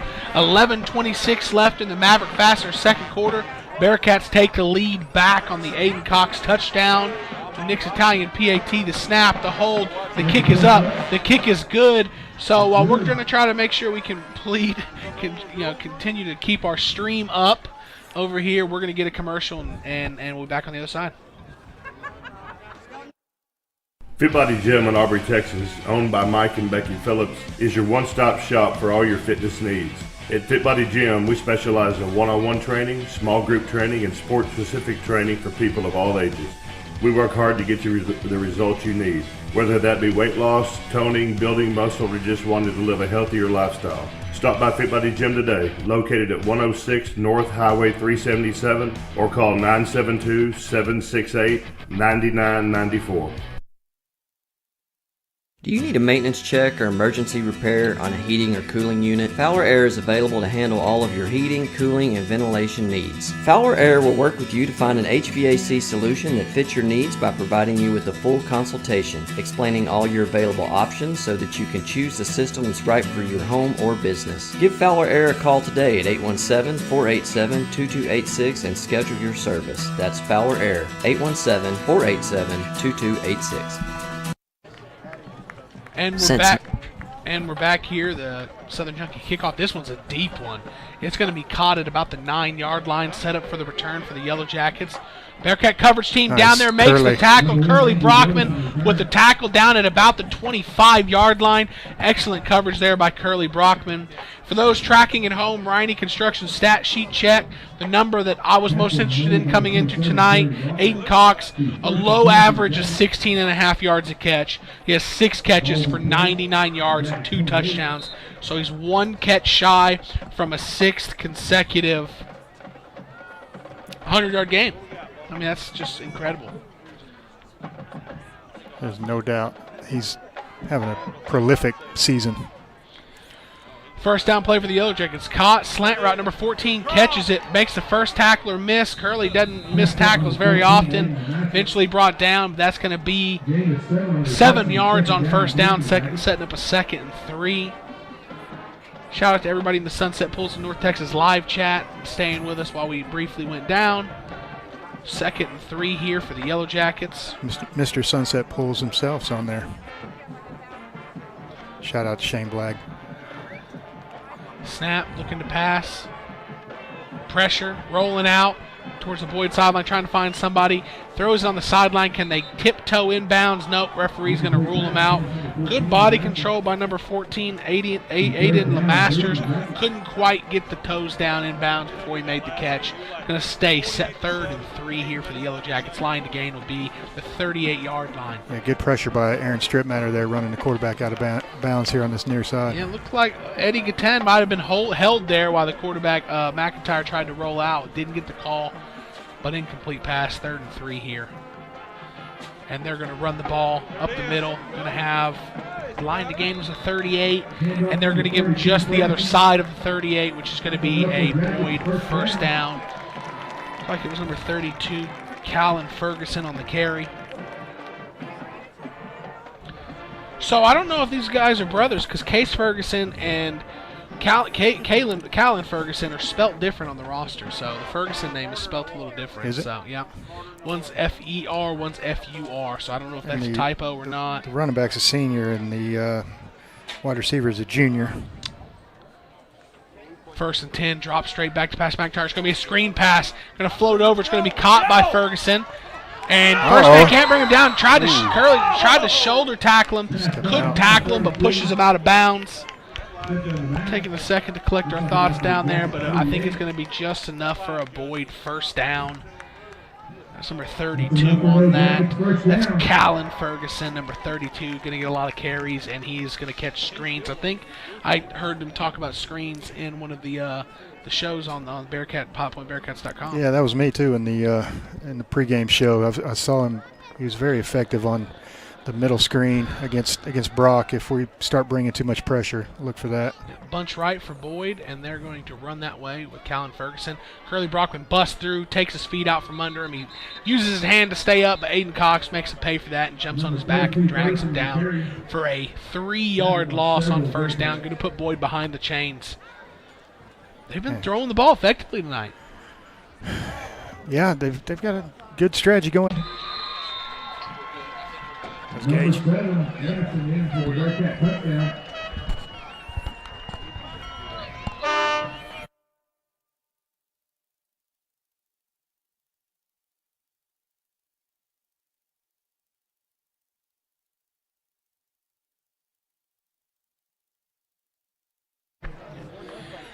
So, guys, we're trying to make it through Wise County internet issues, but we are back, and I think we may have some luck here. Every time we go down when the Bearcats have the ball, they end up scoring touchdowns. So the Bearcats just got into the end zone. Gage Anderson touchdown. The Nix Italian PAT was up, and it was good. So I know we just came back. We're going to try to give you a recap after a few commercials and try to tell you everything you missed. 1983, the Scott Walker Insurance Agency has been covering the insurance needs of Pilot Point. Regardless of what that need may be, they have you covered, offering homeowners, auto, life, farm and ranch, and commercial. Give them a call at 940-686-2692. That's Germania Insurance, the Scott Walker Insurance Agency, located just north of the town square at 211 Scott Lane in Pilot Point, Texas. Scott Walker Insurance Agency, always there to help. Hello, Pilot Point, Texas. This is Pastor Dwayne Edwards at Grace Point Nazarene Church, right here in Pilot Point. I want to invite all of you to come out and join us this Sunday, 10 a.m., right at 611 East Liberty. You can also join us on Facebook Live. Just go to Grace Point Nazarene Church. We start right at 10 a.m. We have ministries for the entire family, and if you want to find out more about us, just simply go to gracepointnaz.net. Again, that's gracepointnaz.net. God bless you, and go Bearcats. All right, so we're getting teed up for the Southern Junkies kickoff. So the last offensive drive for the Bearcats included a 20-yard reception by Aidan Cox, Colin Lynch had 2 catches for 28 yards, and the drive was punctuated by a 4-yard touchdown run by Gage Anderson. 8 plays, 54 yards on the drive for the Bearcats. The drive before that highlighted an Eddie Gatan sack, some incompletions, and a Boyd punt. Now that we're caught up here in the Maverick Faster second quarter, a Fit Body Gym scoreboard check just to make sure we're on the same page. Bearcats 28, Yellowjackets 14. Yellowjackets have the ball with 4:55 remaining in the half, and we have switched sources of internet, so we're going to hope that is going to carry us through tonight. First down for the Yellowjackets is a carry up the middle. It goes nowhere. Another tackle for loss by this Bearcat defense. Another Curly Brockman tackle. He's all over the place tonight, Ryan. He is playing hard, returning kicks, tackling on kickoffs, getting all these tackle for losses in the run game. He's hard to block, being such a guy who can just squeeze through some of these spots. Showing some toughness on these tackles. Yep. 2 bunch formation by Boyd, and they're looking to pass. Scrambling out. Aidan Cox is going to take McIntire. And good decision by Aidan Cox not to drive McIntire into the ground on the incompletion. 3rd and 11 here. I think that probably would have drawn a penalty if Aidan Cox took McIntire to the ground. So smart decision not to punish him on that. Yeah, looked like Wyatt just barely missed an interception there. Quarterback was throwing off his back foot and threw it low. McIntyre's look good throwing the football. They have some promise here in this quarterback here for Boyd. Rendon Lamance was their quarterback all year. More of a good thrower, but more of a runner than a thrower. McIntyre's definitely seemed to be more of just a passing quarterback. Hadn't seen him get loose in the run game yet. 3rd and 11 here, drop straight back to pass, has some time, and he's going to sling it out to the flat, caught at the 40, and great job by Crew Chandler breaking down, making the tackle. Just barely gets back to the original line of scrimmage. He's going to set up 4th and 9 here, and Boyd cycling guys in and out. I think they're going to punt here. I think they would be wise to do so. Before they do so, we're getting an uppercut granite timeout by the Bearcats, so we're going to get a commercial during that, and we'll be back for the 4th down play. Russell Pelzel with Hometown Pharmacy has built a reputation on providing only excellent service and support to the Pilot Point community. You can depend on Hometown Pharmacy to deliver the best customer service along with a selection of quality healthcare products. When you use Hometown Pharmacy, you will work with a knowledgeable and understanding staff who will help you find the right products and solutions tailored to fit your lifestyle, as well as equipment that will integrate into your daily life. Contact Hometown Pharmacy at 940-686-0123. We're going to go to a Pilot Point feed out of town scoreboard check here. Yeah, Ryan, Brock is up 55-0 over Peaster with 4 minutes left in the second quarter. So Brock is taking care of business there, brother. And then we got Whitesboro's up 21-14 over Paradise with a minute left in the second quarter. Boyd is set up to punt, and that's what they're going to do, punt down the Pilot Point side. Crew Chandler catches it, and he's going to get the ball to Aidan Cox on like a reverse. Bobbled the handoff, but he gets it. Now he's hitting the side with speed. And did John call it in the pregame show? No, he's got to juke this one guy. To beat 5. Yes. Touchdown. Aidan Cox with the punt return touchdown. John called it in the Custom Roofing and Construction pregame show. He said he was expecting Aidan Cox to take a kickback for a touchdown soon, and there it is, 70-yard punt return for a Bearcat touchdown. I got to admit, though, I didn't see it coming on a Crew Chandler handoff, and then he bobbles it and picks it back up. But, hey, it's kind of a little bit ugly, but certainly effective. Once he hit the sideline with speed, it was like he had a chance, but there was some congestion. Once he got it to about the 25, it was pretty clear at about the 5-yard line there would be one man that he needed to dispatch of, and he did so. And that was a Bearcat Nutrition Den big play for Pelzel Printing touchdown. The Nick's Italian PAT is up, and it is good. Now we're cooking right here. 3:40 left in the Maverick Faster second quarter. Bearcats 35, Yellowjackets 14. Independent Financial offers big bank benefits with a hometown feel. Their personalized financial solutions can help turn life's challenges into new opportunities. Independent's business banking is powered for growth, and they support innovation and new ideas. Independent Bank's digital convenience allows you to bank how, when, and where you want. Independent Financial is the premier regional bank with 90-plus locations across Texas and Colorado. Independent Financial. Visit them at ifinancial.com. Independent Financial is a trademark of Independent Bank, member FDIC. I'm Chance Kirby, the broker at IRIC Real Estate. Don't let just anyone handle the single largest investment that your family may ever make. Trust that process to a local office that knows the area and will handle your transaction ethically and responsibly. You can find IRIC Real Estate at pilotpoint.com or feel free to call me directly at 940-300-6900. IRIC Real Estate, serving the area since 1952. Southern Junkie kickoff is going to be fielded at the 15, set up for the Yellowjacket return, and a big tackle there by who? By who? Well, let me guess. Probably Curly Brockman. And that's who it was. Tackle made at about the I'd say the contact was made at the 30. I'll tell you what, Ron, anytime somebody gets upended, it's typically Curly on the tackle, man. He loves to. How far did the guy fly through the air? Didn't we make contact at the 30? Yeah, he did. He did long jump quite a ways, but needless to say, Curly had made a nice play on it. Yeah, okay, now they're getting the ball spotted. Oh, it's going to also be a block in the back on the Yellowjackets. So that's why I thought they're marking it just a few yards, 5 yards from where I thought the tackle was made. So interesting. You do a Riney Construction stat sheet check. Wyatt Smith, 9 of 12, 147 yards, 2 touchdowns through the air. This first down play is going to be a handoff to Callan Ferguson. He's going to not really have anywhere to go for Colin Lynch. Wraps him up and gets some help from a few of his friends. Rushing, Ish Harris, 8 carries, 31 yards. Wyatt Smith, 5 carries, 10 yards and a touchdown. Gage Anderson, 3 carries, 6 yards and a touchdown. Through the air, Aidan Cox, 7 catches, 119 yards and 2 touchdowns.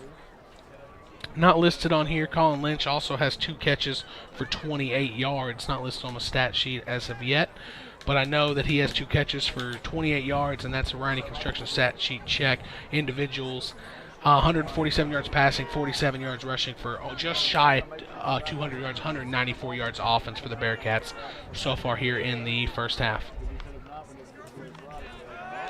Going deep. Throwing deep on this second down play, caught in stride. And Steven Rodas is going to push him, and eventually he's going to fall. Big play there by number 10 of the Yellowjackets, Mason Turner. McIntyre has a future ahead of him slinging this ball, doesn't he? He dropped that one right in the bucket, man. He sure did. They've got something here with this sophomore quarterback. Well, that's a big play there late in here in the first half. It's going to set the Yellowjackets up 1st and 10 at their own 29, or at the Bearcat 29-yard line. So the penalty on the kickoff return didn't seem to hurt him. This is going to be a handoff up the middle. Not a whole lot of room to run. He's going to get about 3 yards on that carry. Number 25, Gavin Rosato, the carry. Going to set up a 2nd and 7 here. Bearcats' pass rush hadn't been getting the pressure that they've consistently been getting the last few weeks. They have got to McIntyre a time or two, but he's been feeling comfortable stepping up in that pocket and delivering good balls. Looks like we're bringing Curly on this near side. Well, they're going to run right into the blitz and get past a few men, and he's going to be tackled down just with enough for the first down. May have paid for that run at the end there with a big hit in the rib area, but he's going to get enough for the first down. That's Callan Ferguson. And Boyd set up 1st and 10 at the Bearcat 18-yard line inside the Point Bank red zone. Yeah, it was a good play call by Boyd with the little blitz we had coming. Running into a blitz it's risk reward. If you break the line of scrimmage, you really have some space to run, and they did right there. So 1st and 10 at the Bearcat 18-yard line. Snap and fumbled snap. McIntyre just has to dive on it, and good decision on his part. Dak Morgan was back there. Touched him down. Yeah. So similar to what Ponder did in their opening drive last week, to us drive down the field and shoot themselves in the foot with a bad snap. This passing game has been a little bit more explosive than that Ponder passing game was, though. Yeah, this Boyd offense is a little bit of a roller coaster ride. Reminds me of Terry Slay at Dolly World. Dropping back to pass, throwing it deep here. Shout out to Terry. Ball. Oh, come on now. Goodness gracious. Ball floated in the air forever. Jace Williamson was, looking at the receiver. Took him a long time to find the ball. Some kind of hand fighting, not really in the body, just kind of in the hands. They call, I think, an advanced care pass interference on Williamson. Doesn't matter. Number 14, Aiden LeMasters, comes down with it anyways.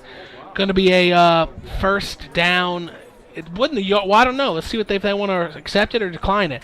Because if they accept it, it's not enough for a first down. If they decline it,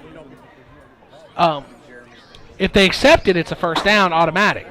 If they decline it, it's probably a no-brainer. Not as many yards because of the half the distance to the goal, but it's going to be an automatic first down. Right. First down for the Jackets.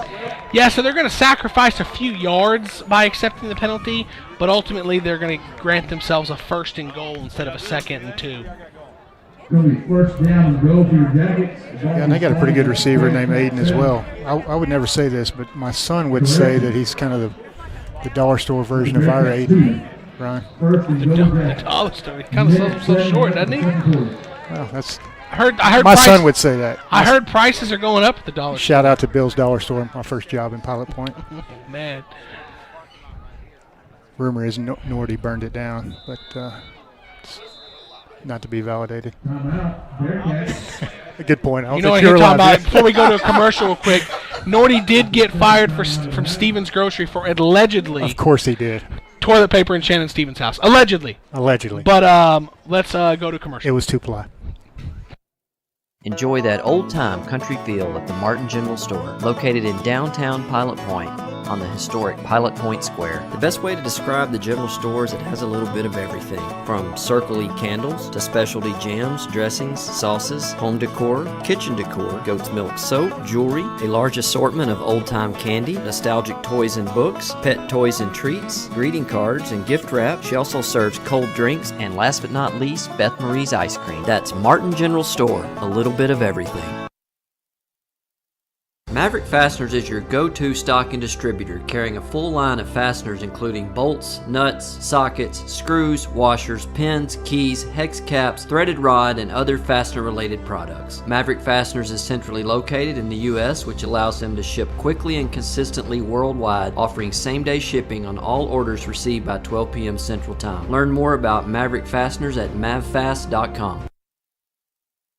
Hey Bearcat fans, this is Coach Marsh. I know that whenever practice is over and I get home late, the first place I think of is Nick's Italian. You can go to Nick's Italian or you can call it at 940-686-2520. You get great quality food at a great price, not to mention the friendly service that you receive from Nick and his staff. Nick's has been family owned and operated since 2003. You can find the restaurant at 1340 South Highway 377 in Pilot Point, Texas. Support a veteran-owned business in Nick's Italian. Call Nick's Italian and they'll take care of you. Go Bearcats.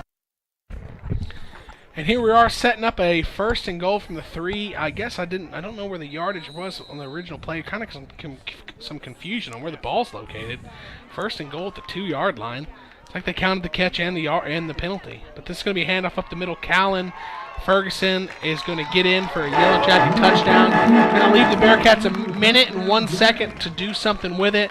But this is going to close the gap here, 35-20, pending this Nick's Italian PAT for the Yellow Jackets. Lighten up the scoreboard tonight. Yeah, absolutely.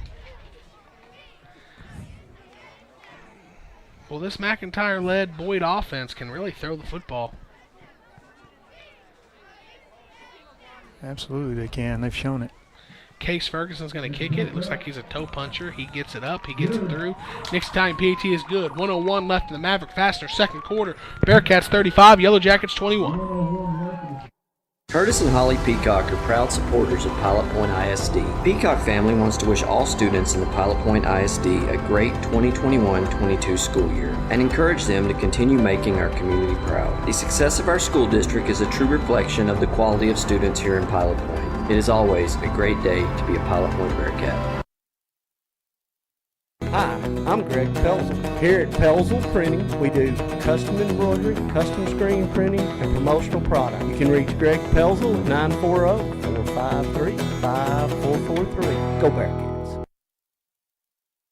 Point Bank is proud to support the Pilot Point Bearcats 2021 football season. Open your real free checking account with Point Bank and show your Bearcat pride with a Point Bank school logo debit card, custom designed with the Pilot Point High School logo on the front. Visit pointbank.com to know more. Point Bank. Your neighbors love us. You will too. Member FDIC. And we're back here. So Boyd has tried some funky things, kicking the ball off. So minute 01, they've got a touchdown. I don't think I would risk. Well, I don't know what I'd do if I was Boyd. I don't think anything is. Hey, why safe. not? I'd kick onside. Well, they're going to kick it, and they weren't committed to it. Bearcats are going to return this one down the Boyd sideline. Come on, Crew. Crew Chandler makes a couple Yellowjackets miss before being drugged down at his own 43-yard line. 55 seconds left, 57 yards from the end zone. And you have the human cheat code in the Ice King, AC, Always Aidan cold. Cox. And why wouldn't you onside kick it right there, Ryan? Look at our starting field position. It's just like. Well, yeah, you know what I mean? Like, so in my head, that's why I was kind of having trouble saying it out, because I'm like, in my head, the difference is either onside kick or kicking it deep. Right. If you onside kick versus what actually happened, you're talking about maybe 8 yards of difference in field position. So. Here we go. I say just onside it every time. Trips left. Aidan Cox, the lone receiver down here, and they're going to roll that way. And it's a deep curl route caught, and he gets out of bounds at the Yellowjacket 42. Aidan's rolled up on late by the corner. I think I didn't incidental. like that. It took kind of a late hit. Yeah, number 12. It looked to be incidental. Lane Medlock was on the ground. Momentum carried him into lower body of Aidan. Aidan's up. He's good. First offer this week for Aidan. I'm sure with more performances like he's had lately, they're going to come hot and heavy here. Absolutely. I saw ECU offered him and shouted him out before the game. Quarterback draw from Wyatt Smith. Pump fakes, gets it upfield, and he's going to get about 7 yards on it. Going to set up a 2nd and 3 here. We have a couple timeouts left. We have one timeout left, so we're hurrying up, getting on the ball here. Trips left, one receiver right. We have 31 seconds of counting. Ball is snapped. Fake swing pass, now steps up, and he's going to throw it deep, give a receiver a chance to go get it. And intercepted. Bad decision there. But going deep, trying to make something happen with under a minute left in the half. That's the first Wyatt Smith interception in quite a while. So just found himself trying to force one in there, and late at the end of the half. I bet if that's, not at the end of half situation, he probably doesn't make that decision. Yeah, I think it was just the circumstances dictated. He wanted to take a shot at the end zone there, but Crew they had safety help over the top, and ultimately couldn't fit it in. Yep. Well, Yellowjackets have 3 timeouts, 23 seconds, and they're 80 yards from the end zone. So we'll see what they want to do. Corners are going to give them some space here.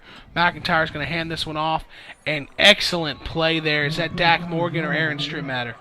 That looks like Aaron Stripmatter. Yeah, Aaron Stripmatter does an excellent job getting upfield, not letting the running back around him. Big tackle for loss, 5-yard loss there on first down, and that's going to get us to halftime.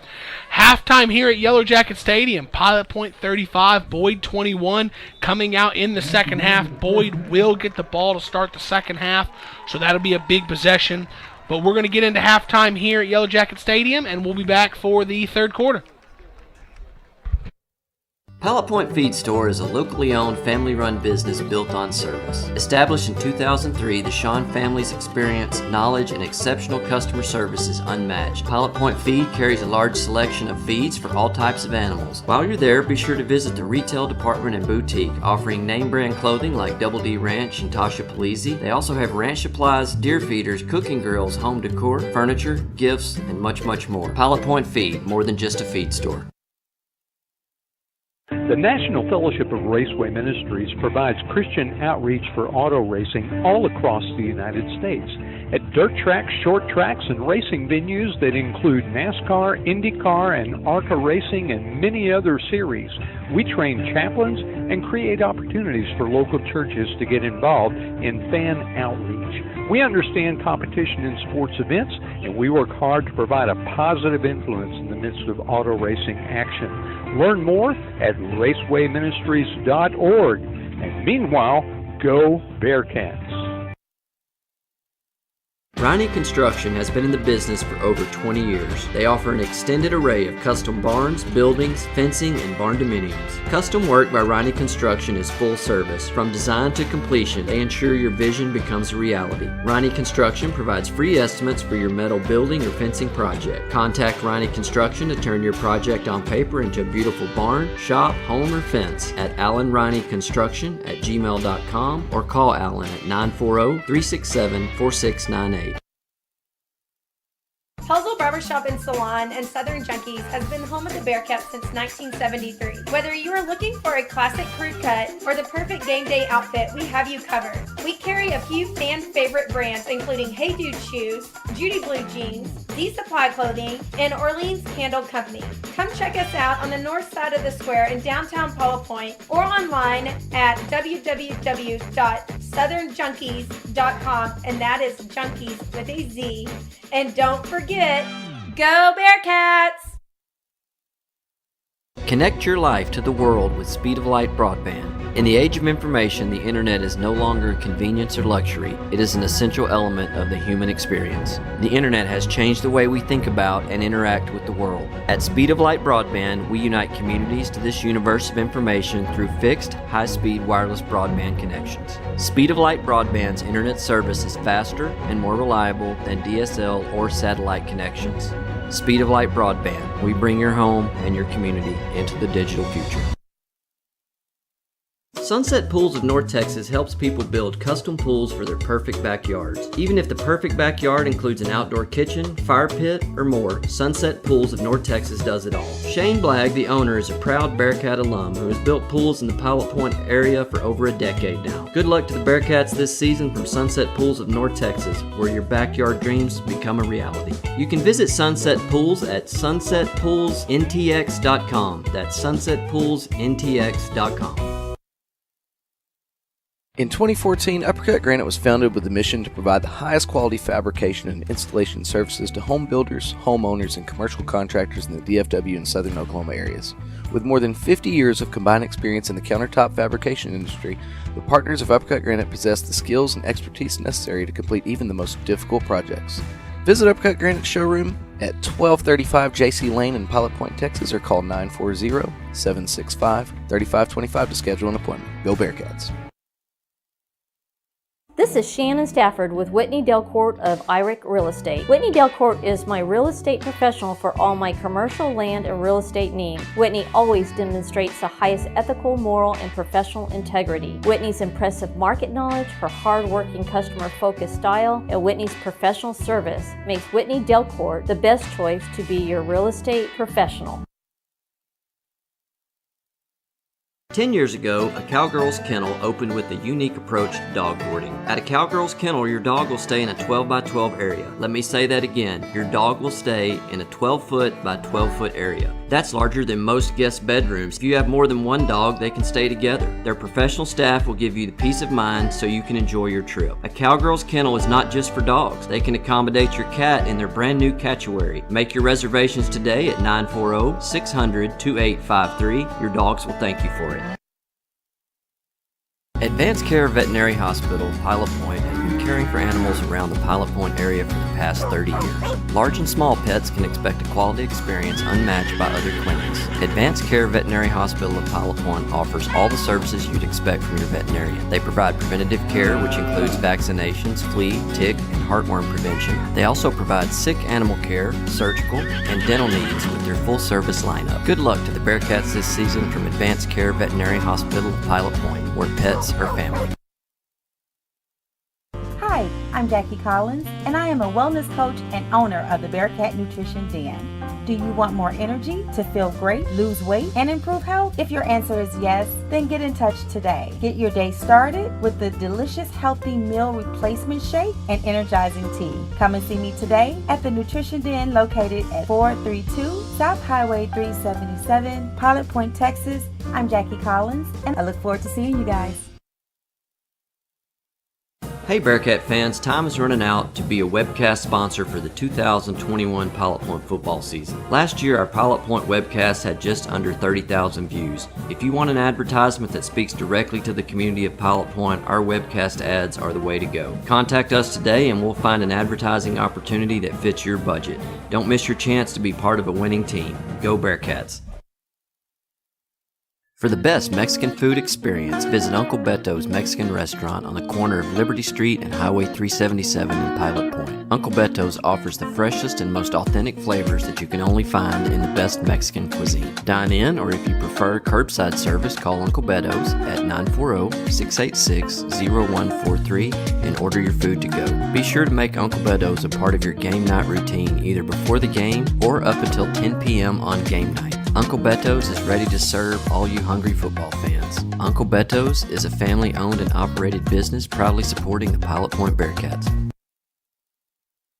Located in Pilot Point, Texas, the Chandler family has been making custom cabinets for over 40 years. As a team, Chandler Cabinets is committed to designing and building the perfect cabinets for you. They will make the process comfortable and stress-free by personally guaranteeing a superior product built on the standard of superior craftsmanship and immaculate customer satisfaction. From concept to completion, perfect form and function. Chandler Cabinets is an award-winning company with a reputation for consistent innovation at the highest level of design. You can find more information on Chandler Cabinets at chandlercabinets.net or on their Facebook page, Chandler Cabinets. Chandler Cabinets, 40 years of excellence. Are you looking to build that dream home or barn-dough? CS Designs offers a complete range of design services. CS Designs products range from general drawing services to commercial and residential blueprints, as well as 3D renderings and virtual reality walkthroughs. Let Cole Stewart and the CS Design team design you a beautiful progressive home or building that translates your ideas into an outstanding reality. Visit their website at csdesignstx.com or give them a call at 940-365-4048. Hey Bearcat fans, living in North Texas, you know all about bad weather. When bad weather does strike, look no further than James Floyd's Custom Roofing and Construction. Custom Roofing and Construction has built their business off of quality work and customer referrals. Let their friendly and knowledgeable staff ensure the project runs smoothly from start to finish. You can visit Custom Roofing and Construction on their website, customroofingdallas.com, or give them a call at 214-274-8353. Established in 2004, Ernesto's Fine Mexican Food has continued preserving its original home-style cooking and hospitable touch. Ernesto's family has roots in Mexico as well as Texas ties. Relying on those roots, Ernesto created his unique menu. Offering a variety of Tex-Mex favorites as well as Mexican specialties, Ernesto's won't let you down. So join them for home cooking, or as they say, Comida Cesar, and family-style service. Located at 10279 Farm Market 455 East, Suite 100, or at the corner of 455 and Highway 377 in Pilot Point. They look forward to seeing you, and go Bearcats. Fit Body Gym in Aubrey, Texas, owned by Mike and Becky Phillips, is your one-stop shop for all your fitness needs. At Fit Body Gym, we specialize in one-on-one training, small group training, and sport-specific training for people of all ages.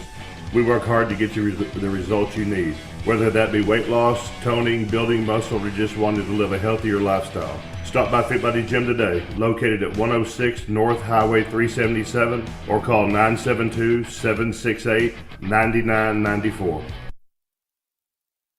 Do you need a maintenance check or emergency repair on a heating or cooling unit? Fowler Air is available to handle all of your heating, cooling, and ventilation needs. Fowler Air will work with you to find an HVAC solution that fits your needs by providing you with a full consultation, explaining all your available options so that you can choose the system that's right for your home or business. Give Fowler Air a call today at 817-487-2286 and schedule your service. That's Fowler Air, 817-487-2286. Since 1983, the Scott Walker Insurance Agency has been covering the insurance needs of Pilot Point. Regardless of what that need may be, they have you covered, offering homeowners, auto, life, farm and ranch, and commercial. Give them a call at 940-686-2692. That's Germania Insurance, the Scott Walker Insurance Agency, located just north of the town square at 211 Scott Lane in Pilot Point, Texas. Scott Walker Insurance Agency, always there to help.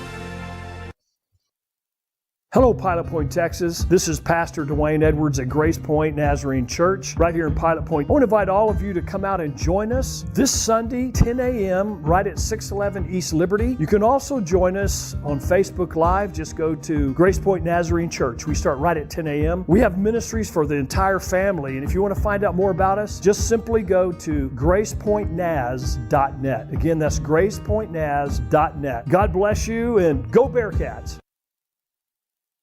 Russell Pelzel with Hometown Pharmacy has built a reputation on providing only excellent service and support to the Pilot Point community. You can depend on Hometown Pharmacy to deliver the best customer service along with a selection of quality healthcare products. When you use Hometown Pharmacy, you will work with a knowledgeable and understanding staff who will help you find the right products and solutions tailored to fit your lifestyle, as well as equipment that will integrate into your daily life. Contact Hometown Pharmacy at 940-686-0123.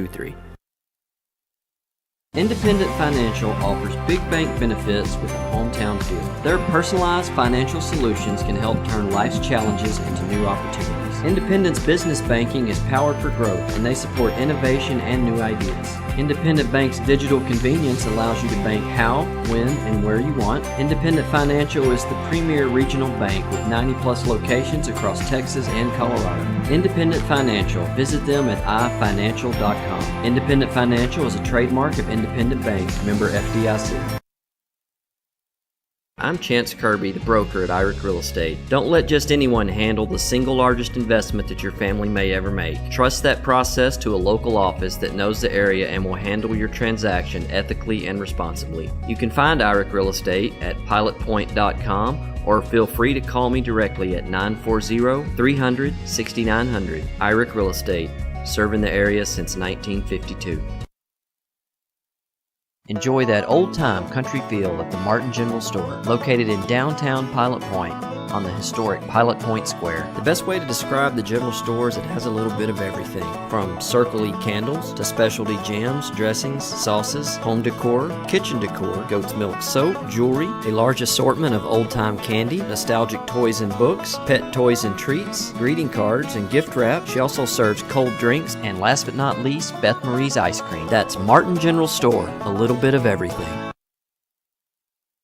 Maverick Fasteners is your go-to stocking distributor, carrying a full line of fasteners including bolts, nuts, sockets, screws, washers, pins, keys, hex caps, threaded rod, and other fastener-related products. Maverick Fasteners is centrally located in the U.S., which allows them to ship quickly and consistently worldwide, offering same-day shipping on all orders received by 12 p.m. Central Time. Learn more about Maverick Fasteners at mavfast.com.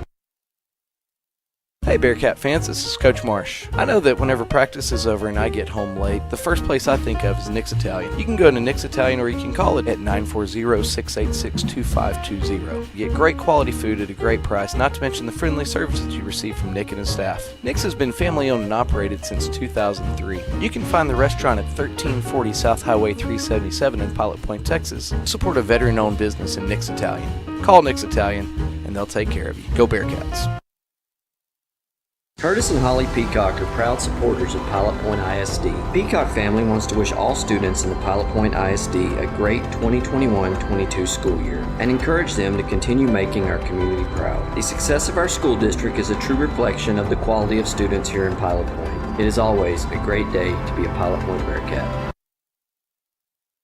Hi, I'm Greg Pelzel. Here at Pelzel Printing, we do custom embroidery, custom screen printing, and promotional product. You can reach Greg Pelzel at 940-453-5443. Go Bearcats. Point Bank is proud to support the Pilot Point Bearcats 2021 football season. Open your real free checking account with Point Bank and show your Bearcat pride with a Point Bank school logo debit card, custom designed with the Pilot Point High School logo on the front. Visit pointbank.com to know more. Point Bank. Your neighbors love us. You will too. Member FDIC. Pilot Point Feed Store is a locally owned, family-run business built on service. Established in 2003, the Shawn family's experience, knowledge, and exceptional customer service is unmatched. Pilot Point Feed carries a large selection of feeds for all types of animals. While you're there, be sure to visit the retail department and boutique, offering name-brand clothing like Double D Ranch and Tasha Palese. They also have ranch supplies, deer feeders, cooking grills, home decor, furniture, gifts, and much, much more. Pilot Point Feed, more than just a feed store. The National Fellowship of Raceway Ministries provides Christian outreach for auto racing all across the United States at dirt tracks, short tracks, and racing venues that include NASCAR, IndyCar, and ARCA racing, and many other series. We train chaplains and create opportunities for local churches to get involved in fan outreach. We understand competition in sports events, and we work hard to provide a positive influence in the midst of auto racing action. Learn more at racewayministries.org. And meanwhile, go Bearcats. Riney Construction has been in the business for over 20 years. They offer an extended array of custom barns, buildings, fencing, and barn dominiums. Custom work by Riney Construction is full service. From design to completion, they ensure your vision becomes a reality. Riney Construction provides free estimates for your metal building or fencing project. Contact Riney Construction to turn your project on paper into a beautiful barn, shop, home, or fence at allenrineyconstruction@gmail.com or call Allen at 940-367-4698.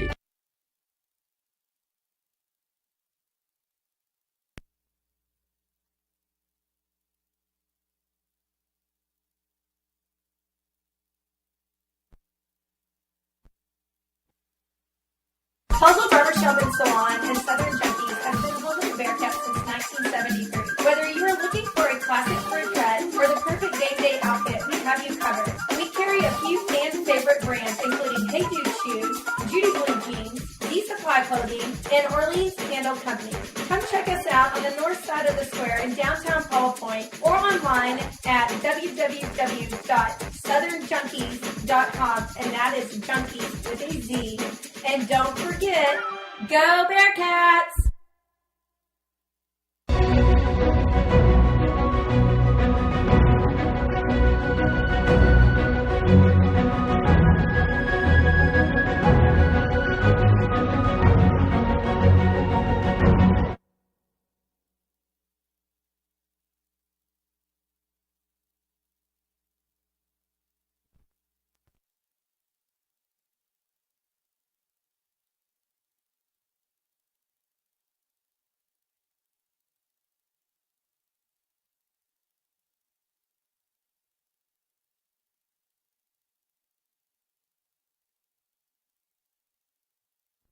Connect your life to the world with Speed of Light broadband. In the age of information, the internet is no longer a convenience or luxury. It is an essential element of the human experience. The internet has changed the way we think about and interact with the world. At Speed of Light broadband, we unite communities to this universe of information through fixed, high-speed wireless broadband connections. Speed of Light broadband's internet service is faster and more reliable than DSL or satellite connections.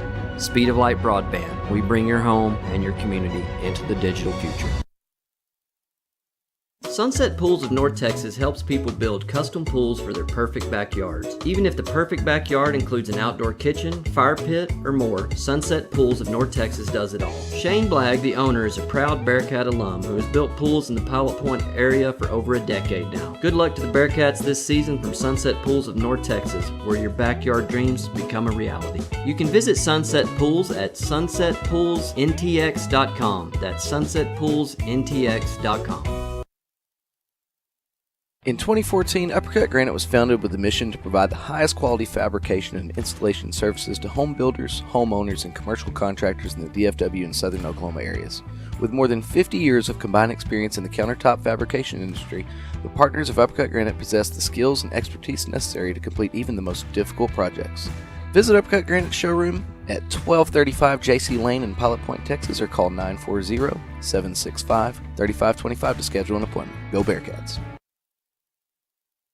This is Shannon Stafford with Whitney Delcourt of IRIC Real Estate. Whitney Delcourt is my real estate professional for all my commercial land and real estate needs. Whitney always demonstrates the highest ethical, moral, and professional integrity. Whitney's impressive market knowledge, her hard-working, customer-focused style, and Whitney's professional service makes Whitney Delcourt the best choice to be your real estate professional.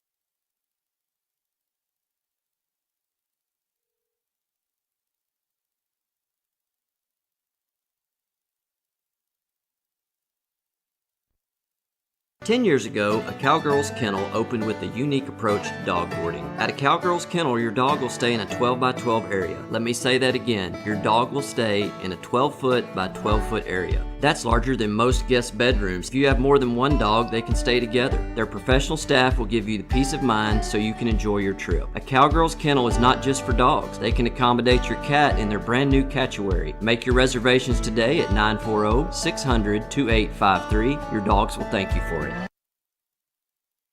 Advanced Care Veterinary Hospital, Pilot Point, has been caring for animals around the Pilot Point area for the past 30 years. Large and small pets can expect a quality experience unmatched by other clinics. Advanced Care Veterinary Hospital of Pilot Point offers all the services you'd expect from your veterinarian. They provide preventative care, which includes vaccinations, flea, tick, and heartworm prevention. They also provide sick animal care, surgical, and dental needs with their full-service lineup. Good luck to the Bearcats this season from Advanced Care Veterinary Hospital of Pilot Point, where pets are family. Hi, I'm Jackie Collins, and I am a wellness coach and owner of the Bearcat Nutrition Den.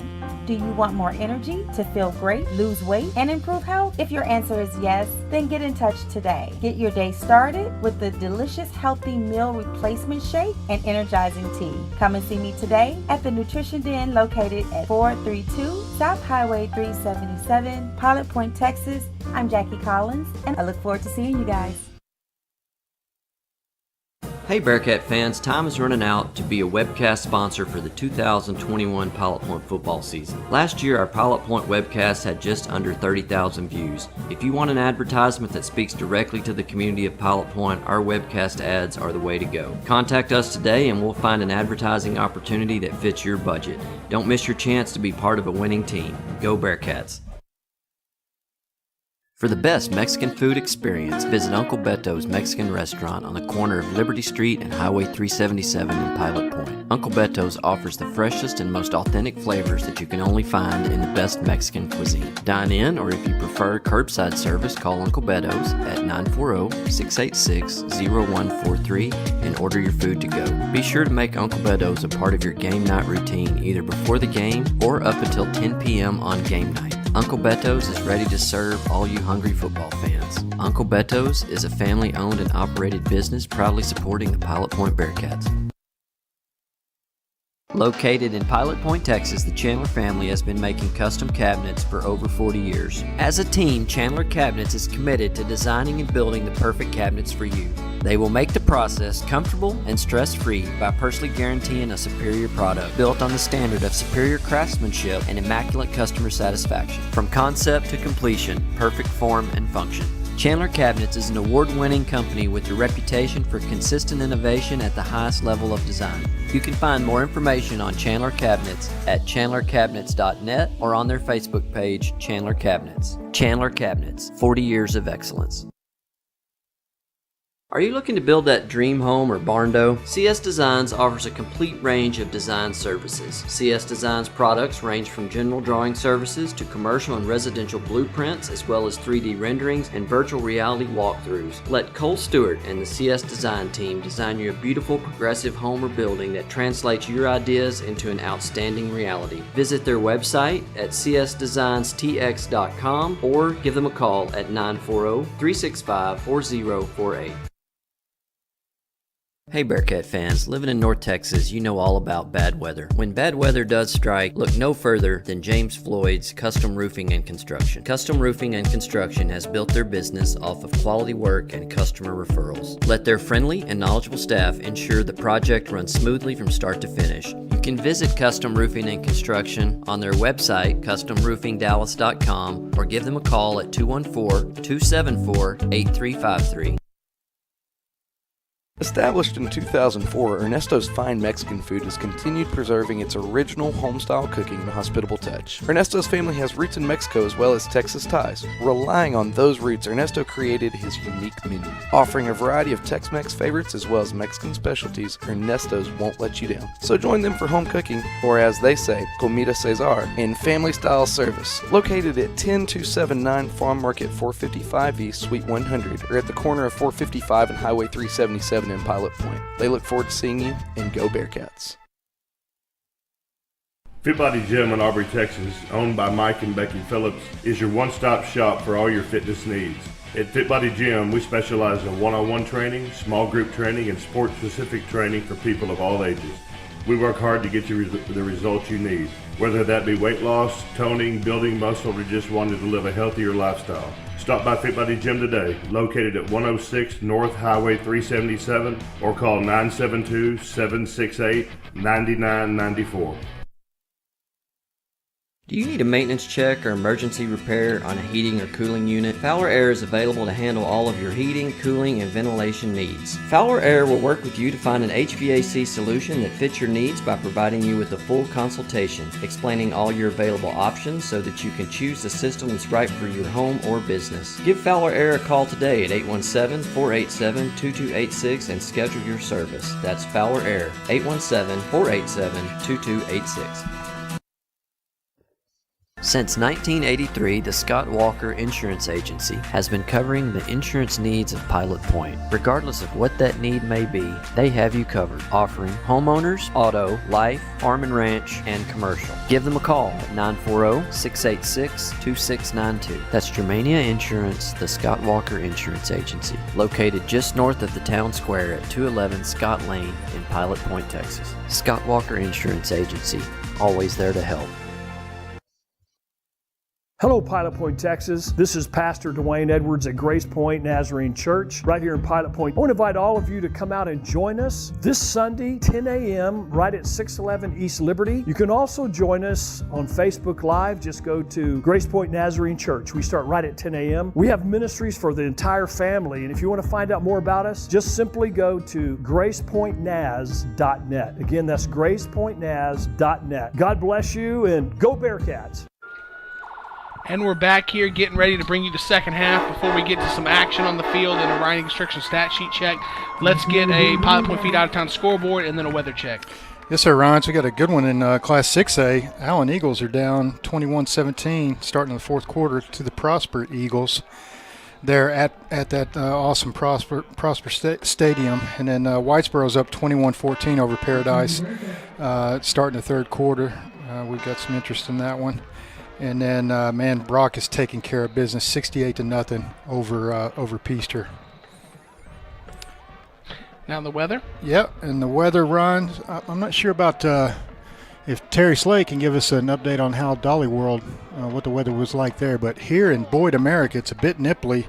It's down to 55. It's still clear skies, but, man, I went out and tested out the concessions, got me a Crispito for $3. That's a pretty good deal.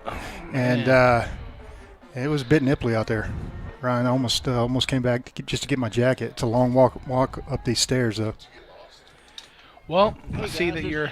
Hey, Scoop. Oh, Can hey, y'all Scoop. Hear me? Hey, Scoop. Yes, we can hear you. I've strung enough yarn and 10 cups down here to the field did that the whole first half. Just want to make sure it's working.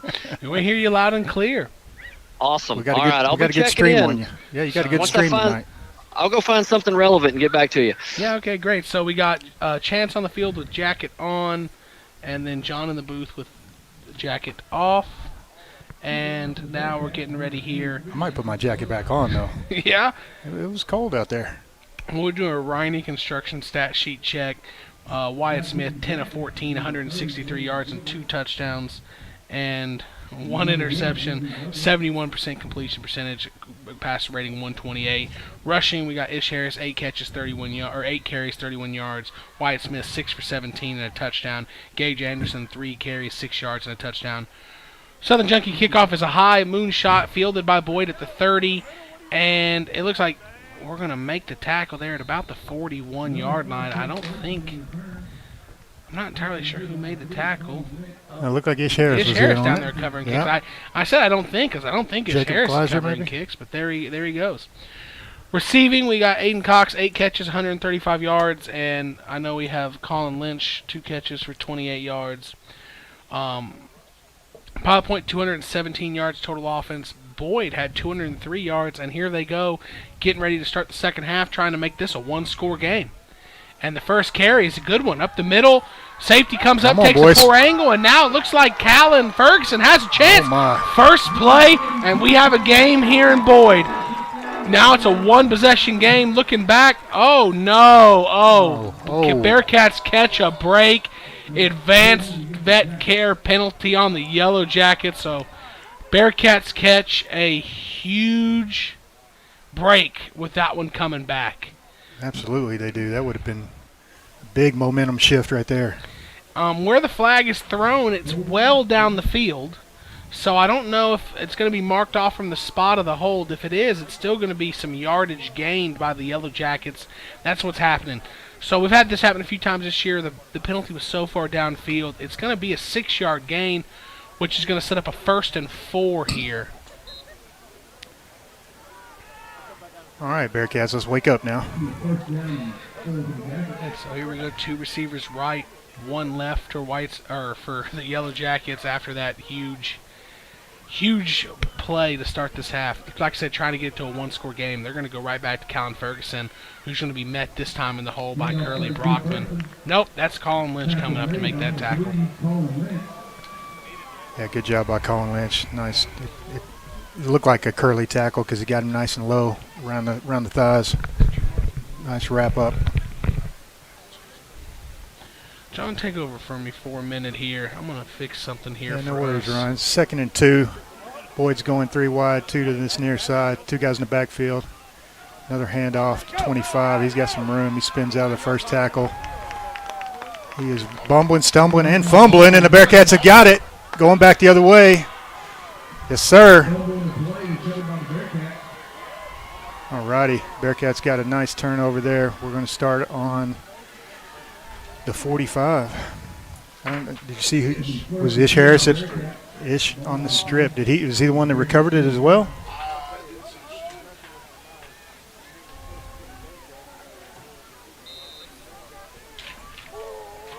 First and 10 Bearcats, wide under center. Hands to Ish, coming to the near side. Only about 3 on the gain there. Hey, John, do you need me to come off the bench? Come up there? Yeah, maybe. Well, we're good now. How we looking? How we looking? I was trying to fix something on our stat sheet check here, and I don't know exactly what has happened. So. Sideline chaos. Yeah. Scoops. But we're back here, so it's going to be 2nd and 6 for the Bearcats. Snap, it's going to be play action. And slant route to Crew Chandler, couldn't bring it in. Wyatt Smith put it in a good position, but we could not bring it in. Going to set up a 3rd and 6 here. So big turnover the Bearcats force. Man, that could be a huge indicator in what's going to happen later on in this game with Boyd having a touchdown called back and then later on in that drive fumbling. Yeah, that was a huge swing in momentum. Those couple of plays. Pitch out left. Ish Harris is going to try to get his way up to the first down marker. He's going to be about a yard shy. Going to set up a 4th and 1. They're at the Yellow Jacket 46. The 45 is the line to gain. Chance, what's the feeling over there on the sideline? We came out kind of uninspired. You know, Is it low energy? I'm Is it low with energy? you. It seemed low energy the whole game, to be honest with you. I don't know. Don't have an answer for you, John. Well, let's just throw it to number 1. Uh-oh. Oh, bad snap over his head. He's going to field it, and he's going to There it throw is. it deep Throw it to to number number 1 one. anyways. And he goes up and he gets it, and he comes down. He's going to take it all the way. He is House the call. human cheat code. It's not fair. Yeah. There were 2 guys standing there with him, all go up for the ball. But not only does he come down with the ball, he stays up on his feet and takes it to the house. I'm going to pat myself on the back, sponsored by Coach Travis Marsh. Just throw it to number 1. Man, oh man, He good. what an unbelievable play. God, you're Tony Romo tonight. That's the second time you called something on the broadcast, on the custom moving. I didn't call the bad snap and Wyatt recovery, though. Well, that's true, but in the middle of the play, you called the touchdown. Man, so I've got a legend here next to me with predicting stuff tonight. Well, hey, man, what a shift in momentum here in the second half. Bearcats take a 42-21 lead, 9:27 left in the third quarter. We'll be back after a commercial. Russell Pelzer with Hometown Pharmacy has built a reputation on providing only excellent service and support to the Pilot Point community. You can depend on Hometown Pharmacy to deliver the best customer service along with a selection of quality healthcare products. When you use Hometown Pharmacy, you will work with a knowledgeable and understanding staff who will help you find the right products and solutions tailored to fit your lifestyle, as well as equipment that will integrate into your daily life. Contact Hometown Pharmacy at 940-686-0123. Independent Financial offers big bank benefits with a hometown feel. Their personalized financial solutions can help turn life's challenges into new opportunities. Independent's business banking is powered for growth, and they support innovation and new ideas. Independent Bank's digital convenience allows you to bank how, when, and where you want. Independent Financial is the premier regional bank with 90-plus locations across Texas and Colorado. Independent Financial. Visit them at ifinancial.com. Independent Financial is a trademark of Independent Bank, member FDIC. Excellent kick on the Southern Junkies kick by Elias Alejos, down all the way fielded at the 15. The return only gets out to the 30.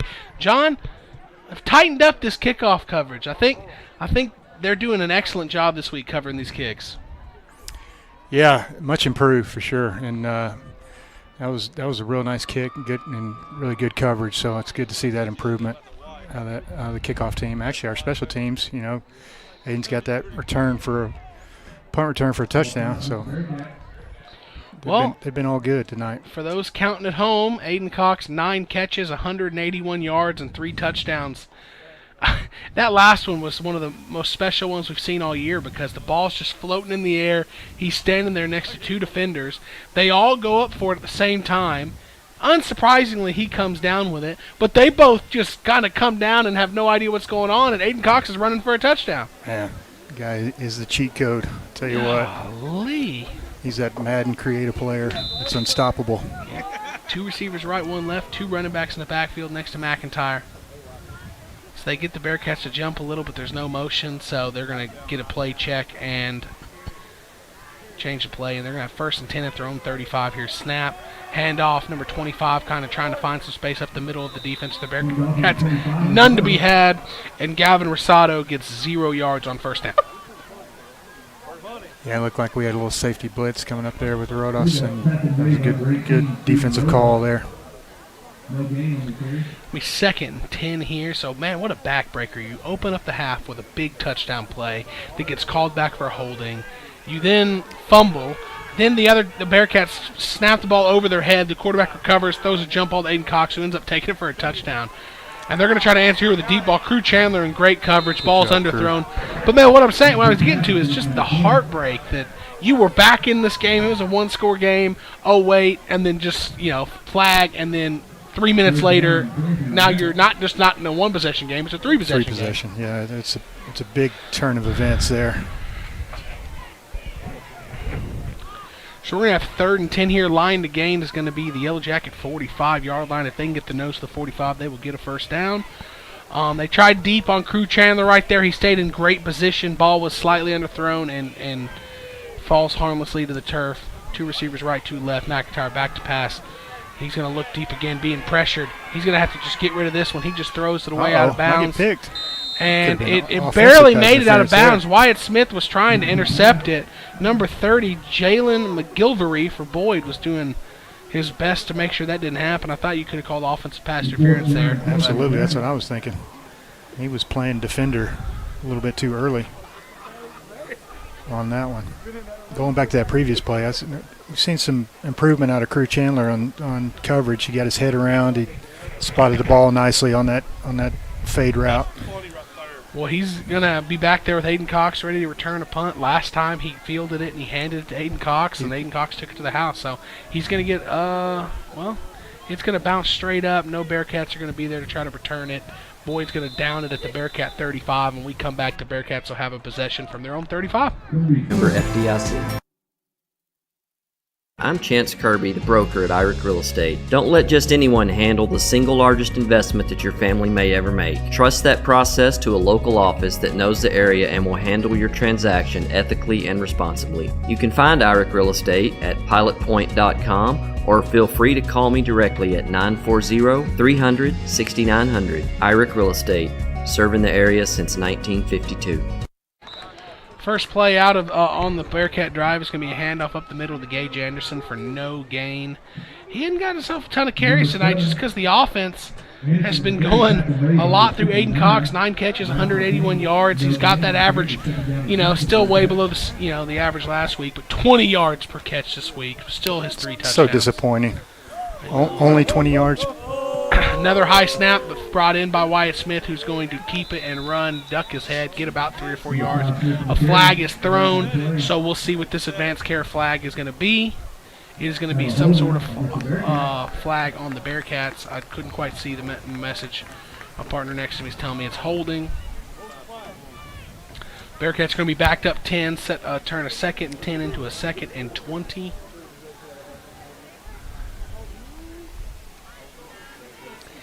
And Team Slay seems to be dominating the Sunset Pools chat line now.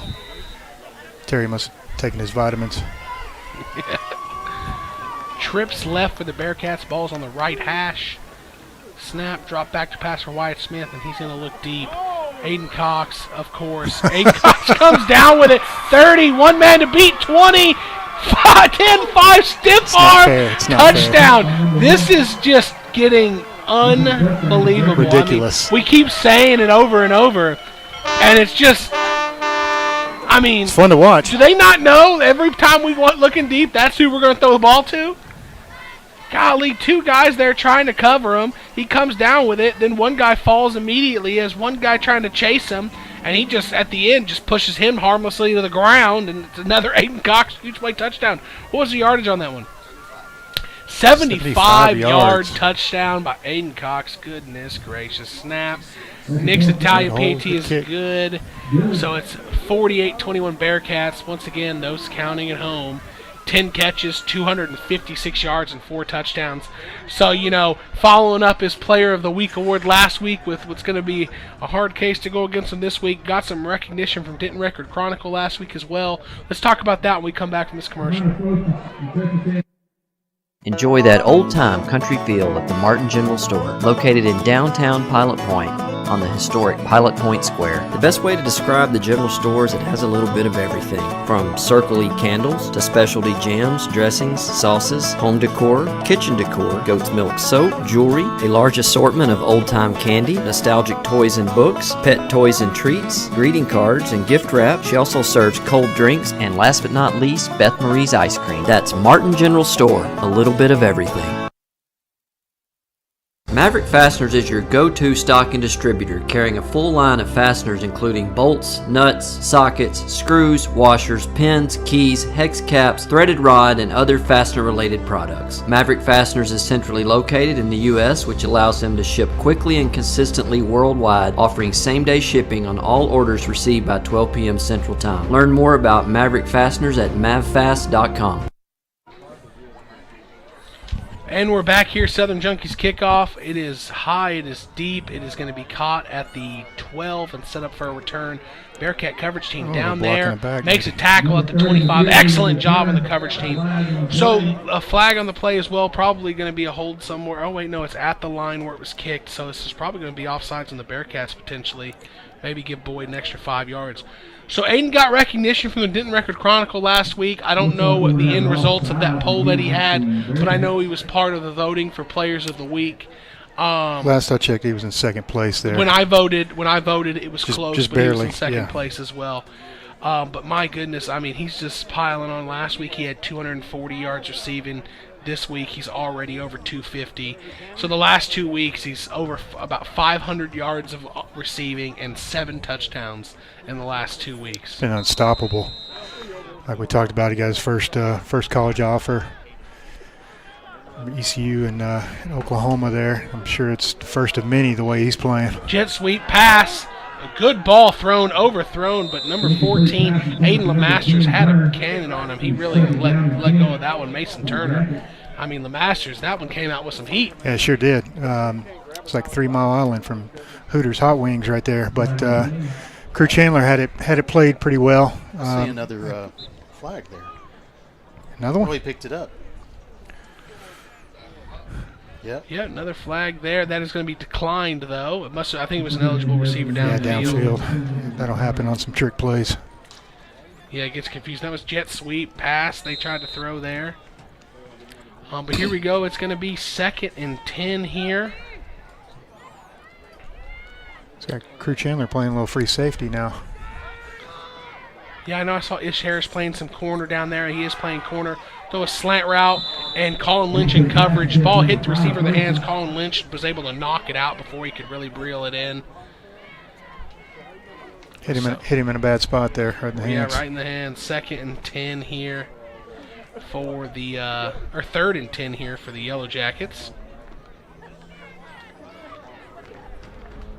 See what they want to do. They had the ball at their own 30. They got that extra 5 yards from the offsides on the kickoff. Drop back to pass, looking down the Boyd sideline, deep curl route, caught, and they're going to throw a flag. I don't know if it's going to be offensive or defensive pass interference, but it's going to be pass interference on somebody. That is going to be more than enough for a Boyd first down, so as long as it's not on them, the play is going to stand.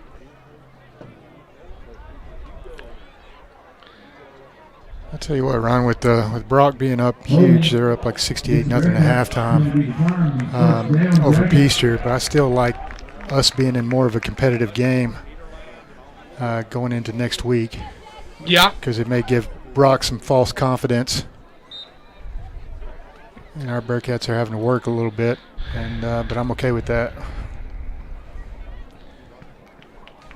Yeah, well, here we go. It's going to be 1st and 10. Now the ball's in the Bearcat side of the field at the 49-yard line. Drop back to pass from McIntyre. He's going to throw it into the flats, and it's going to be caught at the 40. Number 10 again, that is Mason Turner, and he's going to get another first down on the catch. And Boyd, this team can sling the ball, can't they? They sure can, man. That sophomore quarterback, he's been impressive. McIntyre's done a good job tonight in replacement of Lamance. Yeah, they're doing their best to keep up with Aidan Cox. Aidan Cox has 256 yards receiving. Boyd has 223 yards passing on the night. So they're just doing their best to keep up. Yeah, it's difficult at best. Yeah, handoff up the middle. The running game has had its moments where they've busted off some big ones off, but really a lot of these 1-2 yard carries. That's another 1 yard carry there for the Yellowjackets. I haven't heard from Caleb Marsh today, but we're only 1 point away from the 50-burger run. I was thinking about him at halftime, how we were halfway to 70 at halftime, and odds of us getting to 70, I don't know. I mean, if we just decide that we'll just throw it to Aidan Cox every play, we'll get there, but well, I want to update that Brock score real quick. Yeah, Nordy got a refreshment there, and Brock's up 80-0 over Peaster now. Wow. Thrown deep, stepped in front of the pass. That looks like Steven Rodas playing safety. Spread it all the way, jumps in front of the pass. He intercepts it. He's still down the sideline. Hopefully he's okay. Hopefully he just landed on the ball, lost his win. We're going to go to a commercial, and we'll be back here in a moment. Hey Bearcat fans, this is Coach Marsh. I know that whenever practice is over and I get home late, the first place I think of is Nick's Italian. You can go to Nick's Italian or you can call it at 940-686-2520. You get great quality food at a great price, not to mention the friendly service that you receive from Nick and his staff. Nick's has been family owned and operated since 2003. You can find the restaurant at 1340 South Highway 377 in Pilot Point, Texas. Support a veteran owned business in Nick's Italian. Call Nick's Italian and they'll take care of you. Go Bearcats. Curtis and Holly Peacock are proud supporters of Pilot Point ISD. Peacock family wants to wish all students in the Pilot Point ISD a great 2021-22 school year and encourage them to continue making our community proud. The success of our school district is a true reflection of the quality of students here in Pilot Point. It is always a great day to be a Pilot Point Bearcat. Hi, I'm Greg Pelzel. Here at Pelzel Printing, we do custom embroidery, custom screen printing, and promotional product. You can reach Greg Pelzel at 940-453-5443. Go Bearcats. After you. And we're back here. Stephen Rodas is able to get off the field under his own power after the interception. I believe that's his first interception of the year, coming off of his first varsity touchdown of his career last year. So he's having a good couple of weeks. Last week, his first one of the year, his first touchdown of the year last week. This week, coming up from a safety position, gets his first interception. 5:43 left in this third quarter. Bearcats 49, Boyd 21. Pilot Point with the ball again. Ish Harris, it looks, standing next to Wyatt Smith. Snap, the handoff, and Ish Harris is going to find some space up the middle, spin out of a first tackle before a few Yellowjackets grab onto him, and he's going to get about 5 yards on that first down carry. Tackle made by number 51. These drives to the Bearcats, it's like they don't have a whole lot of rushing yards. They hadn't really, just like, doesn't seem like a whole lot's going on with the offense, and the reason is because just throw it to number one. Every drive ends in a huge Aidan Cox touchdown, so it's like these drives are ending short.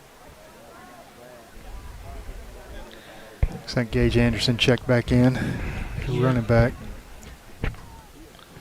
Looking over the sideline, try to get the call. We're 5 seconds left in the play clock. Looks like we're going to get it snapped off. We do. Swing out pass to Gage Anderson. Goes off his hands. Incomplete. It was definitely a forward pass. Going to set up a 3rd and 5 here for the Bearcats. You got to give these kids a break. I don't know if you can keep throwing the ball to Cox. At a certain point, in Madden they've installed like a cooldown. You can only call one play so many times in the game. Yeah, you can only have Lamar Jackson run around and run for touchdowns. They only have one guy over there on him. I know. That's crazy. What is going on, Boyd? Man, we're looking that way. This time we're going to throw it in the slot, though. Caught. Good juke move. Is that Crew Chandler? That's Crew. He got it, got the catch that time, made a good juke move to make the first guy miss. Gets upfield. It gets more than enough for an Irish real estate first down. I mean, there might be a UIL rule come out if the season wasn't so close to being over to limit how many times we can throw the ball to number one. The Aiden rule. Yeah. I mean, because this is just unbelievable. But, I mean, it's almost equally unbelievable that right now he has some safety help, but, snap, they're going to look that way anyways. They're not going to throw it to him. Oh, wait, double move. They throw it to him. God, he goes up and gets it. Now they have to tackle him. Oh, my they can't gosh. do it. He's going to cross the field. Pick it up and block. 30. 20, push, no, not out of bounds. Oh, man. He gets all the way down to the 7, and he only is out of bounds because he couldn't keep his balance trying to cut back in. Man. That puts him over 300 yards. I was kidding around with Chance Kirby. He's wearing a shirt with number 1, a helmet with number 1 on it. I told him to get Aiden's autograph on that. 11 catches, 314 yards. Oh, my goodness. That time he ran a little deep, like a curl route. Immediately saw that it wasn't coming to him, so he readjusted his route, and Wyatt Smith finds him. This is going to be a Wyatt Smith keeper up the middle, spins out of a tackle, gets down to about the 5-yard line. I want to point out a lot of these throws tonight have been on the money. So, Aidan Cox is doing a ton of work, yards after catch, but Wyatt Smith is really helping him out by putting a lot of these balls right on the money, right in stride. Yeah, he has, but even Crew on that play, a couple of plays before, they're making good hands catches away from their body, not letting it get into their shoulder pads. Yeah. 2 receivers right, 1 left, snap is high. He can't come down with it, but Wyatt Smith's going to roll out, has a man in the flat. Colin Lynch catches it, and he's just going to try to get back to the original line of scrimmage. I think he gets back to the line of scrimmage, so no gain. Disaster narrowly avoided with the high snap. The snaps have been a little high tonight. Yeah, we've seen that a few times during the season, Ron, and Wyatt's doing his best Tony Romo impersonation there. He's doing a good job of fielding the ball and still carrying out the play. It's kind of amazing, and Dakota David did it on a high snap last week as well. Yeah, so Aidan Cox split down here on the wide side of the field, all alone. They're going to roll out his way, and they're going to throw it to him in the end zone. There's number 5. No, wait. That's Cade Carter. Cade Carter. Cade Carter runs a good route. Okay, deliver Cade. it to him right into his chest, and Cade Carter gets on the board for his first touchdown of the night. Bearcats, we got the 50 burger. Absolutely. 55-21 now.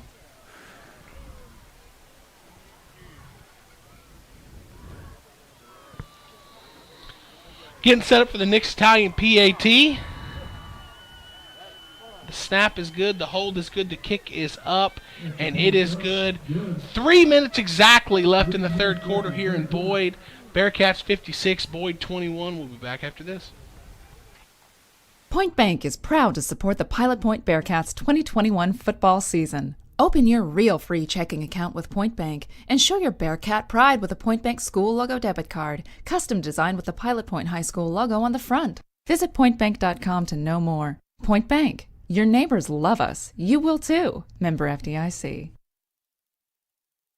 Pilot Point Feed Store is a locally owned, family-run business built on service. Established in 2003, the Shawn family's experience, knowledge, and exceptional customer service is unmatched. Pilot Point Feed carries a large selection of feeds for all types of animals. While you're there, be sure to visit the retail department and boutique, offering name-brand clothing like Double D Ranch and Tasha Palese. They also have ranch supplies, deer feeders, cooking grills, home decor, furniture, gifts, and much, much more. Pilot Point Feed, more than just a feed store. The National Fellowship of Raceway Ministries provides Christian outreach for auto racing all across the United States at dirt tracks, short tracks, and racing venues that include NASCAR, IndyCar, and ARCA racing, and many other series. We train chaplains and create opportunities for local churches to get involved in fan outreach. We understand competition in sports events, and we work hard to provide a positive influence in the midst of auto racing action. Learn more at racewayministries.org. And meanwhile, go Bearcats. The Southern Junkie kick is deep, but it was blown dead a little early. Riney Construction stat sheet check. Wyatt Smith, 16 of 22, 359 yards, 5 touchdowns, 1 interception. Ish Harris, 11 carries, 46 yards. Wyatt Smith, 7 carries, 18 yards, and a touchdown. Garrett Anderson, 4 carries, 6 yards, and a touchdown. Cade Carter, 1 catch, 8 yards, and a touchdown. Crew Chandler, 1 catch, 10 yards. Colin Lynch, 3 catches for 27 yards. Aidan Cox, 11 catches, 314 yards, and 4 touchdowns. Puts the Bearcats at 429 yards offense to Boyd's 252 yards of offense. They have 223 yards passing and 29 yards rushing. Bearcats only 70 yards rushing tonight, but you have 359 yards passing. Getting it done through the air. That's right. The kick is going to be deep. It's going to be caught at the 12-yard line. Bearcat coverage team get down there. Curly Brockman, the first one down there, couldn't quite make the tackle. He was blocked right before he got down there. Boyd's going to get it out to about the 38-yard line, and that's where they're going to take possession in this one.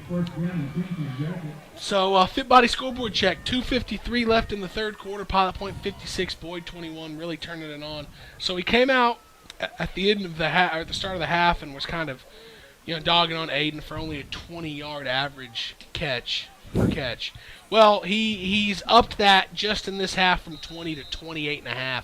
So decent. Yeah, unbelievable. Boyd's going to try to run the ball here. They're going to run the ball to the Bearcat defense's left side and find a little bit of room and get about 6 yards on the carry.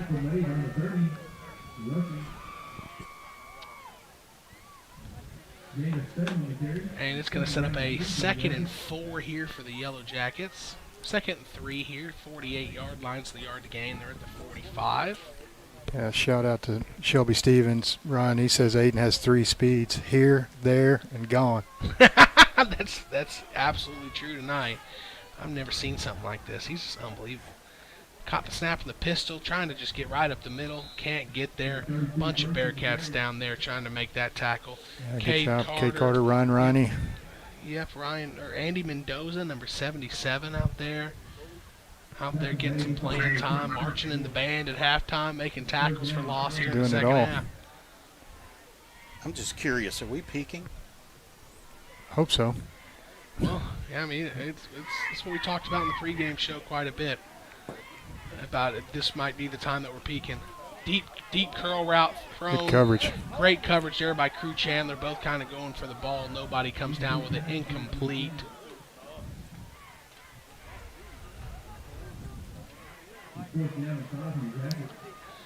Crew just seems to keep improving on this coverage.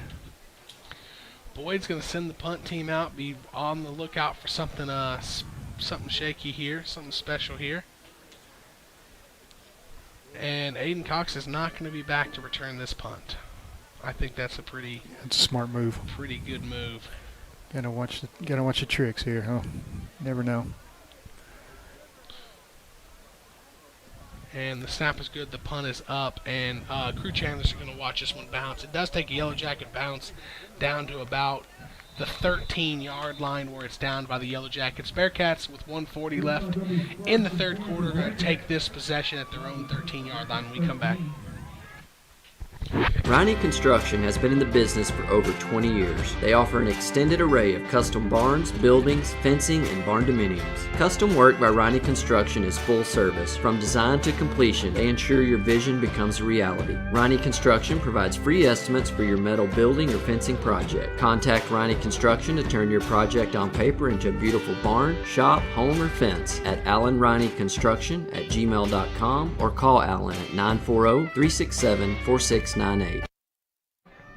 And the Bearcats are back on offense at their own 13 snap.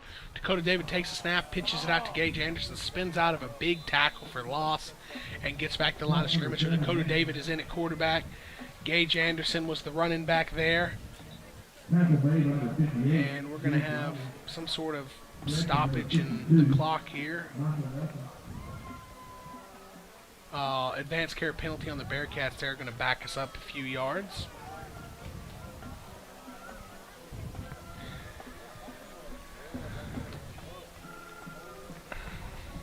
Oh, it looks like it's going to be a hold there on the Bearcats' backs. It's up 10 yards. So it's going to be 1st and 10 from the 6. I guess it was a half the distance. Yeah, to the 6 goal. or 7. Yeah, so we go from the 13 to the 6. So that was half the distance to the goal on that hold.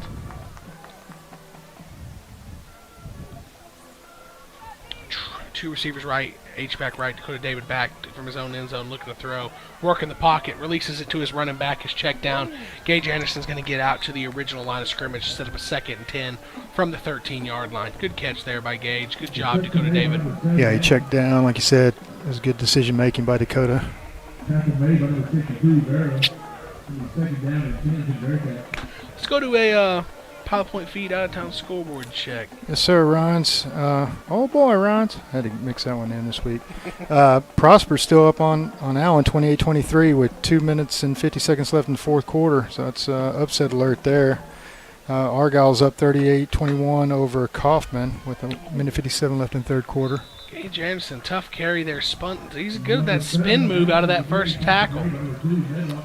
And Brock's still up 80-7 over Peaster now. Hey, Peaster got on 10 minutes left in the fourth. And the one we were watching was Whitesboro is up 35-21 over Paradise with 11:52 left in the fourth quarter. And that's the one we were talking about, Ryan. I think if Whitesboro wins that, then maybe that secures Peaster that 4th seed in the playoff race. Well, that's going to do it for the third quarter here tonight. Bearcats 56, Boyd 21. When we come back, we'll bring you the fourth quarter brought to you by the Peacock family. Pelzel Barbershop and Salon and Southern Junkies has been home of the Bearcats since 1973. Whether you are looking for a classic crew cut or the perfect game day outfit, we have you covered. We carry a few fan favorite brands including Hey Dude Shoes, Judy Blue Jeans, D Supply Clothing, and Orleans Candle Company. Come check us out on the north side of the square in downtown Pilot Point or online at www.southernjunkies.com, and that is junkies with a Z. And don't forget, go Bearcats! Connect your life to the world with Speed of Light broadband. In the age of information, the internet is no longer a convenience or luxury. It is an essential element of the human experience. The internet has changed the way we think about and interact with the world. At Speed of Light broadband, we unite communities to this universe of information through fixed, high-speed wireless broadband connections. Speed of Light broadband's internet service is faster and more reliable than DSL or satellite connections. Speed of Light broadband. We bring your home and your community into the digital future. Here we are to start the fourth quarter, brought to you by the Peacock family. Bearcats are going to have this one 3rd and 1. Dakota David under center, Gage Anderson the deep back, and they're going to give him the handoff, and he's going to sidestep a would-be tackler, and he's not going to get much, but he's going to get enough for a first down. Kind of a question of how many total yards Aidan Cox has tonight. He has 314 yards receiving, but he also had a punt return that was between 70 or 75 yards for the touchdown. So we're about 390-ish yards on the night for Aidan Cox. We'll get that report soon on Saturday morning. We'll get the Max Prep stats. Another decent week for him. It's becoming an expectation at this point. Yeah, another handoff to Gage Anderson, and nowhere to go. -1 yard on that carry. And starting to run some clock here. Try to, speed up this fourth quarter here for both sides. Let Pilot Point get out of here healthy, hopefully, and let Boyd out of some of this misery. Boyd had the offense rolling through the air in that first half, and they just, after that heartbreaker of the touchdown callback from the penalty, they just hadn't been able to get anything going. No, they haven't. That was a huge momentum shift. Dakota Davis going to roll out left, try to make a pass. He pump fakes, can't get away from the pressure. I thought he was going to pull the old Vince Young pump fake, get the defender to jump in the air and get around him. He almost did. The guy didn't quite get off of his feet, and eventually was able to sack Dakota Davis there. Big loss there on that second down. Going to set up a 3rd and 17 for the Bearcats. Could probably use Greg Pelzel in this situation. Hi, I'm Greg Pelzel. Yeah, got the fake Greg Pelzel on the broadcast tonight. We need a little bit more work on that one. Yeah, it's in progress. Snap, and it's going to be another pass to Dakota David. He's just going to get it out into the flat, and Jacob Gleiser can't bring it in one-handed. And we're going to have a 4th and 17 set up. A punt. This hopefully is the only way Aidan Cox sees the field the rest of the night is this punt. He is, in the Sunset Pools North Texas chat, somebody listed the 454-yard state record most receiving yards. We pulled it up here in the booth and saw that he was Aidan was only 14 yards receiving shy of being top 15 in Texas football history, Texas high school football history.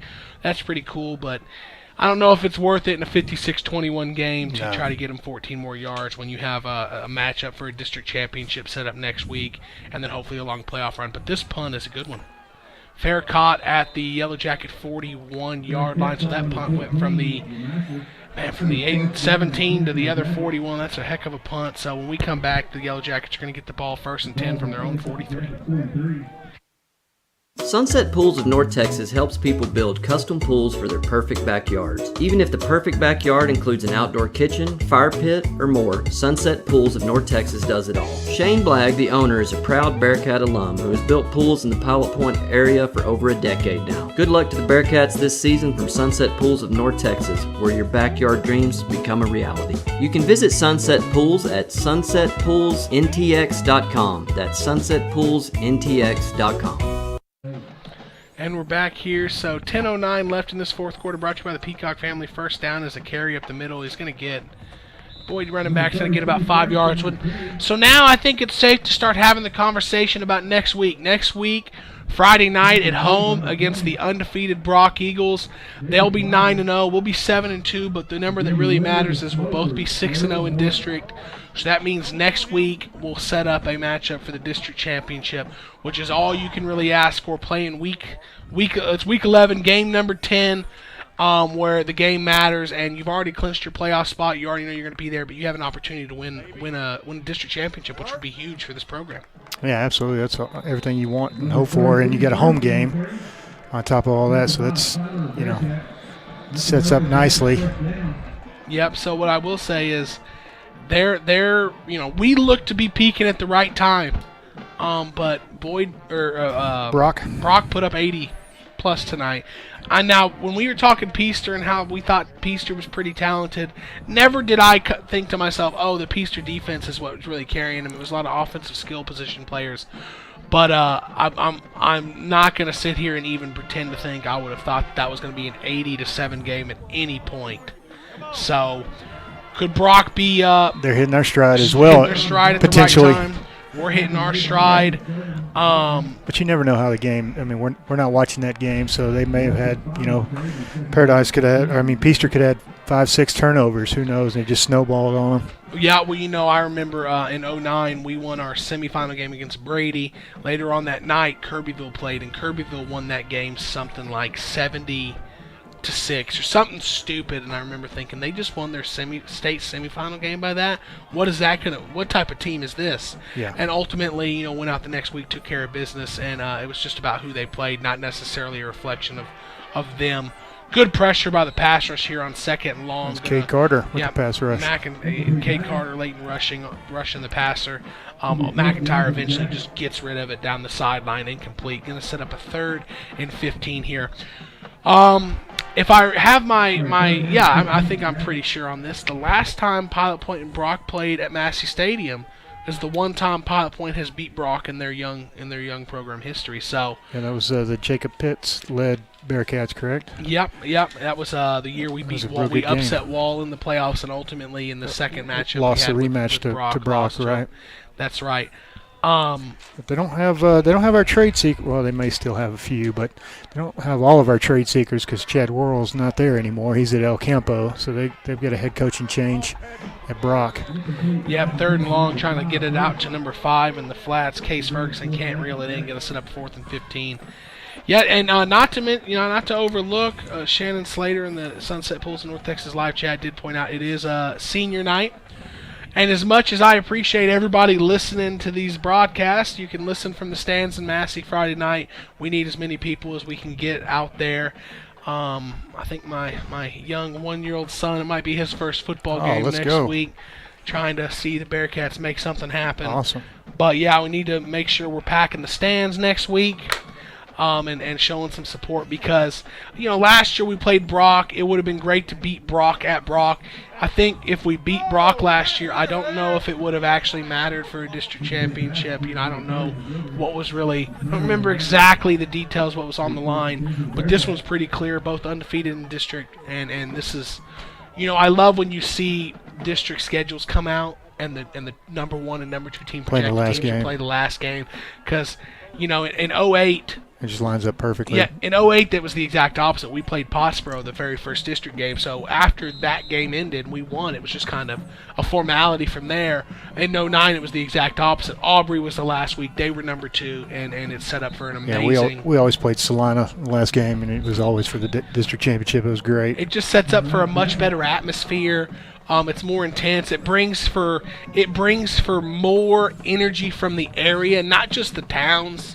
Not just the towns, but the areas in general. So I imagine we're going to see people from all around the area, all sorts of high school football lovers come out to Massey Stadium next week. I heard sideline to sideline guys are supposed to be there. I heard them on their last podcast talking about Grant and Terry. Yeah, about where they were going to end up and how they thought that was probably going to be the game they ended up on. I'm sure Professor Diggs has to make a decision where he's going to be.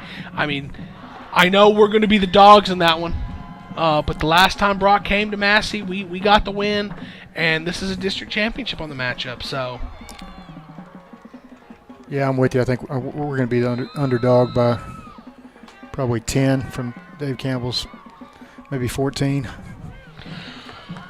Well, hey, and then if you come in the dogs, the pressure's on them, isn't it? Absolutely, it is. First down quarterback keeper from Dakota David's going to get 9 and set up a 2nd and 1 from the Yellow Jacket 45. So you're the underdog. You're not expected to win.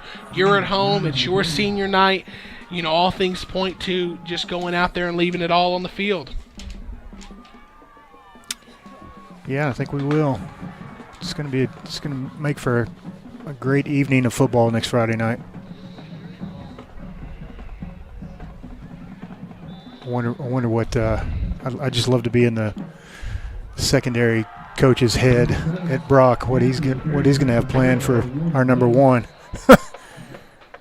Yeah, I'm sure that's a nightmare scenario, and if they have the stable of backs they had last year, I'm sure our defensive coaches are probably going to have a very similar few late nights up this week. So we're at 7-13 counting here, 1st and 10 Bearcats. Another high snap. Dakota David deflects it in the air, ultimately catches it, but that's going to result in a big loss here. The snaps aren't like over the head, getting behind the quarterback high, but they've made for tough catches. Wyatt Smith caught most of them tonight, but he even had a few go over his head. Dakota David, once again, like I said, didn't get past him. He was able to get his hands on it, deflect it up, but just had to camp out under it, wait for it to come down, and then just had to collapse with it. 2nd and 18 here. So, next week I'm just putting my, these kids, Brock's a tough challenge, and a lot of these kids have played them and know what Brock brings. It's going to be a big thing next week to go out there and get a good start. I think that's probably going to be the most important thing for the Bearcats next week is a good start. Yeah, I'm interested in seeing how they've changed their offense up from the Cody and Chad Worrell program of the last few years, Ron, because we were impressed with just the discipline and the machine that they had against us last year. But I think they've gone to more spread offense and trying to throw it around a lot. They get that big tight end, Nathan Jones, and so he committed to Minnesota. That's right. Decommitted to Abilene Christian and committed to Minnesota. I sent that to you on Twitter. That's kind of impressive. Yeah, I don't think anybody is upset that he would decommit from ACU to go to Minnesota. ACU's a really good school for that classification, but Big Ten football, Minnesota. Row the boat with PJ Fleck. He's just high energy. Yeah, so fun to watch. Bearcats get an advanced care penalty on that one, illegal shift. So while Crew Chandler was jet sweep motion from the right to the left, Gage Anderson motioned out some.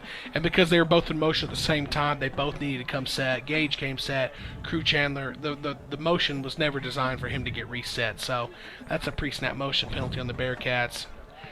I think Brock is, I don't know what their current state ranking is. I think they're it's number 2. Right, they're number 2. Jim Ned's number 1. So that's the thing to... You're welcome, Terry Slay. Yeah, so that's one thing to think about in the playoffs is... I'm here for you, buddy. I think, that's a pretty clear cut. Those two teams are going to play in the 3rd round of the playoffs. But I wonder if they already have their targets set on each other. That's one thing to look at is I don't know if either one of their first 2-round matchup can beat them even if they're not focused. But, if Brock's not focused on the Bearcats next week and already thinking about Jim Ned, we could take advantage of that. Absolutely, we could. Aidan Cox is going to get this off and a punt, and it is high. Not super far. It's going to bounce at the 34 and take a Boyd bounce back, or 26, and then bounce back to the 30-yard line. 5:52 left in the 4th quarter, brought to you by the Peacock family. Bearcats up 56-21. What I imagine has to be a record-setting night receiving for Aidan Cox. 11 catches, 314 yards, and 4 touchdowns. Can't overlook the 70-plus yard punt return for a touchdown, so he has 5 touchdowns on the night. Around 390 yards of total yardage just for him. What a monster night. Handoff for the Yellowjackets, immediately met in the backfield. First man there looks to be number 55 or 56 for the Bearcats. I believe that's 55, Eddie Catan. It is number 55, Eddie Catan, who got there first. Was helped out by a handful of other Bearcats. No, I think that's 56, Caden York. Caden York. Caden I was going York. to say, the announcer disagreed with us. He said 56. And it's hard to tell the difference in these jerseys the way it was rolled up, but that's Caden York down there getting the tackle for loss, getting some playing time. Another offset or false start with Yep. a big man. False start. Looks to be number 78, Colt Clayman for the Yellowjackets. Back him up 5 after that big tackle for loss by Caden York. Didn't recognize 56 because in a different, depending on what color we wear, Caden York some weeks wears number 49. Trying to keep track with some of these number changes. 2 receivers right, 1 left for the Yellowjackets. McIntyre drops back to pass. It's going to be a screen. There's a screen. Throw in the middle. It's going to be completed at the 20 out to the 25. And Ferguson's pushed out of bounds by Colin Lynch at the 30, just shy of the 30-yard line. So it's going to set up a 3rd and 12 for the Yellowjackets at their own 28. Line to gain is their own 40-yard line. And that's that play that Boyd had some success against Brock with, Ryan. So I kind of expect our Bearcats to run a middle screen or 2 next week against Brock if they're bringing pressure. 56-21 here late in the 4th quarter. You know, it's been a heck of a night for this Bearcat team. You know, got off to the first half. The defense took them a little bit to find their groove, but in the second half, they've just been playing great. Another incompletion here by the Yellowjackets. Going to set up a 4th and 12 in their own area. So, you know, at this point, I don't really see the need to go for it. You know, it's out of reach, and I think the coach for Boyd agrees with me. Ian Ritchie sending out the punt team for the Yellowjackets. You know, Yellowjackets going to move to 1-8 on the season and 1-6 in district. 1-6 in district. It's been a tough season for them. No Rendon Lamance tonight. Yeah, I saw 55, Brandon Eason for Boyd running off to the field, and the coach is like, "Let's go, Brandon." Trying to get him off the field before they get the snap. The kick is down the middle. Crew Chandler's going to let it bounce, and it's going to roll dead at the Bearcat 47-yard line. On that note, we're going to take a quick commercial and come back on the other side. In 2014, Uppercut Granite was founded with the mission to provide the highest quality fabrication and installation services to home builders, homeowners, and commercial contractors in the DFW and southern Oklahoma areas. With more than 50 years of combined experience in the countertop fabrication industry, the partners of Uppercut Granite possess the skills and expertise necessary to complete even the most difficult projects. Visit Uppercut Granite showroom at 1235 JC Lane in Pilot Point, Texas, or call 940-765-3525 to schedule an appointment. Go Bearcats. First down carry for Gage Anderson. Just doesn't really find a whole lot of room up the middle. 1 yard on the carry. Rocky Marshall in the chat pointed out, and he is correct. Aidan Cox himself has 30 points tonight to Boyd's 21. He's also outgained them through the air. Boyd has 223 yards passing to Aidan Cox, 314 yards receiving. What a just, once again, monster night.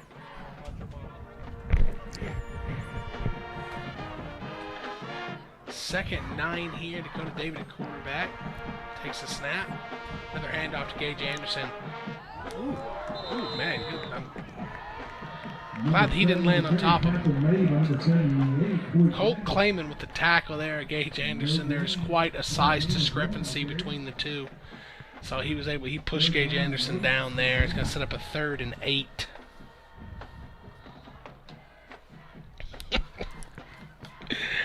Ball's at the 49-yard line. 49-yard line of the Bearcats. Like I said, it's 3rd and 8 here. 2:55 and counting in this one. Dakota David motion engaged to the other side of him. Snap. It's going to be a play action. Dakota David's going to look to throw, and he's just going to loft this one deep, and a little comeback route maybe is what it was supposed to be. Receiver did. Crew Chandler couldn't get back there. Falls harmlessly to the turf. Going to set up a 4th and 8 here. And it looks like Aidan Cox is getting that leg worked out. I wonder if we have another punter. Oh, this is oh, wait a minute. Aleos is back Aleos, there. okay. Yeah, I was asking. Yeah, you called for it. Yeah. Good I mean, call. because Aidan Cox hasn't wasn't punting it all in the first half. In the second half, he's punting all the time. As Coach Marsh likes to say, you're always one play away from the second string guy coming up. So. Well, we know how Aleos can kick the ball. See how he can punt it. Got to catch the snap first. Snap is good. He does catch it, and it's a high wobbler, but it's not a bad punt. It's a good punt, and it takes a pretty neutral bounce. Just kind of now it's going to roll Bearcat direction, and it's going to be down at the Yellowjacket 25-yard line. 2:25 left in the fourth quarter. Bearcats 56, Yellowjackets 21. Let's get one more commercial. This is Shannon Stafford with Whitney Delcourt of IRIC Real Estate. Whitney Delcourt is my real estate professional for all my commercial land and real estate needs. Whitney always demonstrates the highest ethical, moral, and professional integrity. Whitney's impressive market knowledge, her hard-working, customer-focused style, and Whitney's professional service makes Whitney Delcourt the best choice to be your real estate professional. And we're back here, 2 receivers right, 1 left, and it's going to be a run up the middle. I believe that's Callan Ferguson. Breaks a few Bearcat tackles before he's finally slung down. It looks like that is going to be... I'll let him face me a little. I can't quite tell who made the tackle there for the Bearcats. Never got him to face me. It looks like number 50. Diego Alejo. Let's go to Pilot Point Feed Out-of-Town scoreboard check. Yeah, Ryan, we talked about the upset alert. Prosper did pull off the upset against number 10 ranked Allen Eagles. Prosper wins 28-23. And then it went final in Whitesboro. Whitesboro Bearcats beat Paradise 35-28. So I think that game, I try to remember right. Oh, good carry here by Callan Ferguson. Going to get more than enough for a Boyd first down and also stay in bounds. So the clock's going to run with the chain set.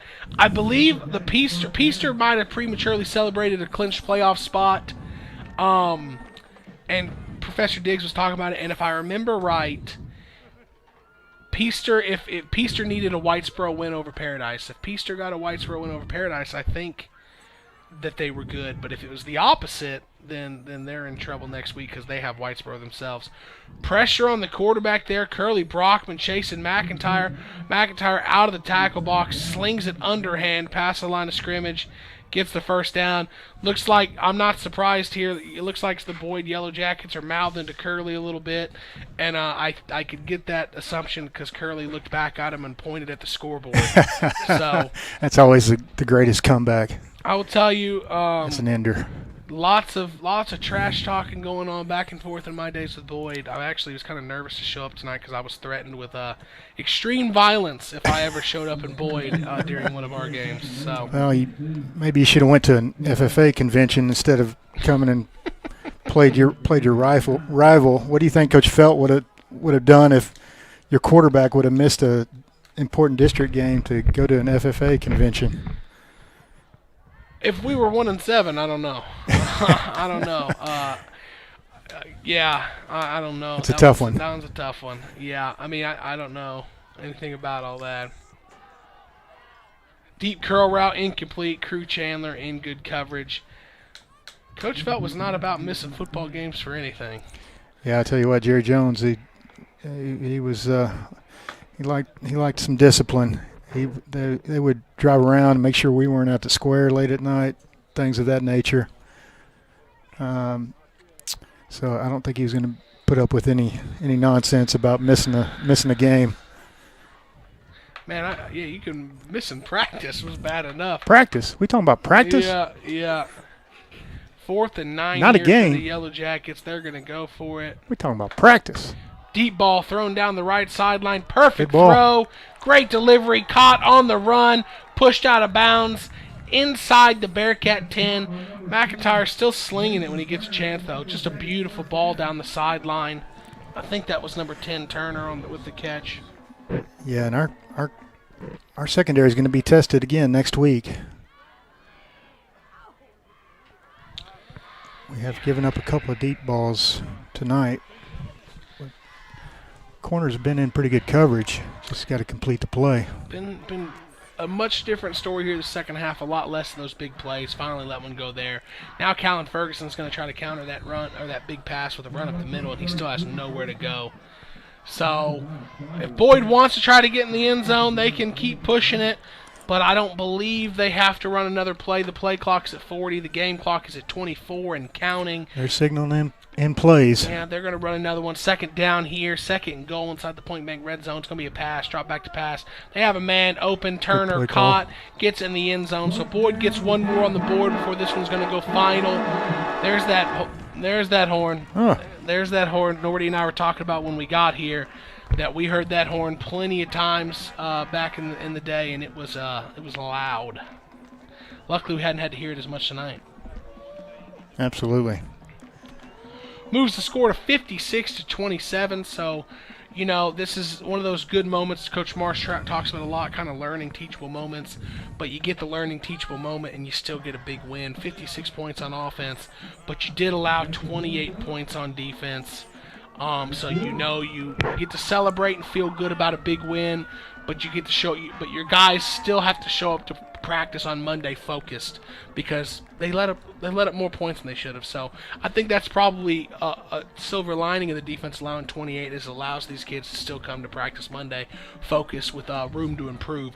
On the other hand, you have Brock.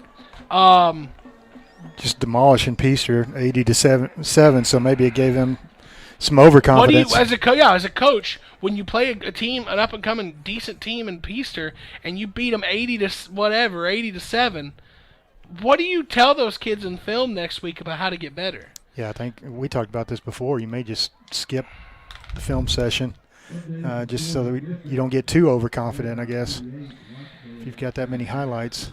Want to shout out, we did our interview with the Mighty Bearcat Band director, Mr. Daniel Balkema. The Bearcat Band has their performance November 3rd, which I believe is Wednesday at 3 p.m. at the Alamo Dome. So good luck to them. I love watching their performances. They're just so creative and it's so good. They also have a public send-off before they head to the state marching contest on Tuesday morning at 9 a.m. at the square. And I think I saw in the chat somewhere earlier they have a live performance that they'll do for the public. Monday night. 6:30. Awesome. So Monday night at 6:30 if you want to see one more Massey performance Stadium. On the Massey Stadium turf. It's such a cool thing. I'm glad to have got to talk to him. Boyd onside kicks it, and it's going to be a pile-up for the ball. I think Pilot Point got on it. They did. They're going to give us the ball, but it was definitely a pile of bodies down there to figure it out. So 9 seconds left in this one. This one's about to go final after one more play. I'm sure we're going to take a knee here. Bearcats 56, Yellowjackets 28. Bearcats move to 7-0 in district. Sir, isn't it 7-0? I believe it's 7-0 because that's going to be 8-1, 8-2. No. 6-0 in district. I have the paperwork here from earlier. Because best we can do on the year is 8-2, and that's with a win next week. So. Yeah, we're 7-2 now. So this will be 6-0 in district. Snap. And we are 5 seconds from official. The knee has been taken. Yeah, so the Bearcats do move to 6-0 in district, setting up that district championship matchup next week at home against the Brock Eagles. So we are live here tonight on the highlight of the night that we'll discuss more. I'm sure Coach Marsh and Chance will discuss this in their post-game show. We'll discuss it in our pregame show for next week when we recap this matchup. Aidan Cox, 11 catches, 314 yards, 4 receiving touchdowns. He also had a big punt return for a touchdown. Bearcats have a total offense output of 443 yards, 365 through the air, 78 on the ground. They did turn the ball over one time. Boyd finishes with 338 yards of offense, 274 through the air, 64 on the ground. They had 2 turnovers on the night because they had the fumble and then they had an interception. So final here in Boyd, Texas, Bearcats 56, Yellowjackets 28. Thanks for listening and being with us tonight. Go Bearcats. Go Bearcats.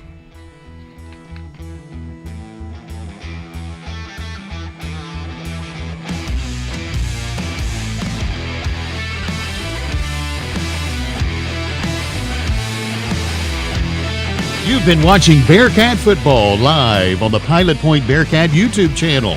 Subscribe to this channel and you can watch the Bearcats every time we're in action. We would love for you to follow us on Facebook and Twitter. And also, if you want to keep up with all the ins and outs of Bearcat and Ladycat athletics, go to pilotpointbearcats.com. Here you're going to find the Bearcat Insider and all the pregame and all of the postgame shows throughout the year as well. For Ryan Menard and John Little, we do thank you for watching. This has been a Chance Kirby, Roger Marsh production. And until next week, go Bearcats!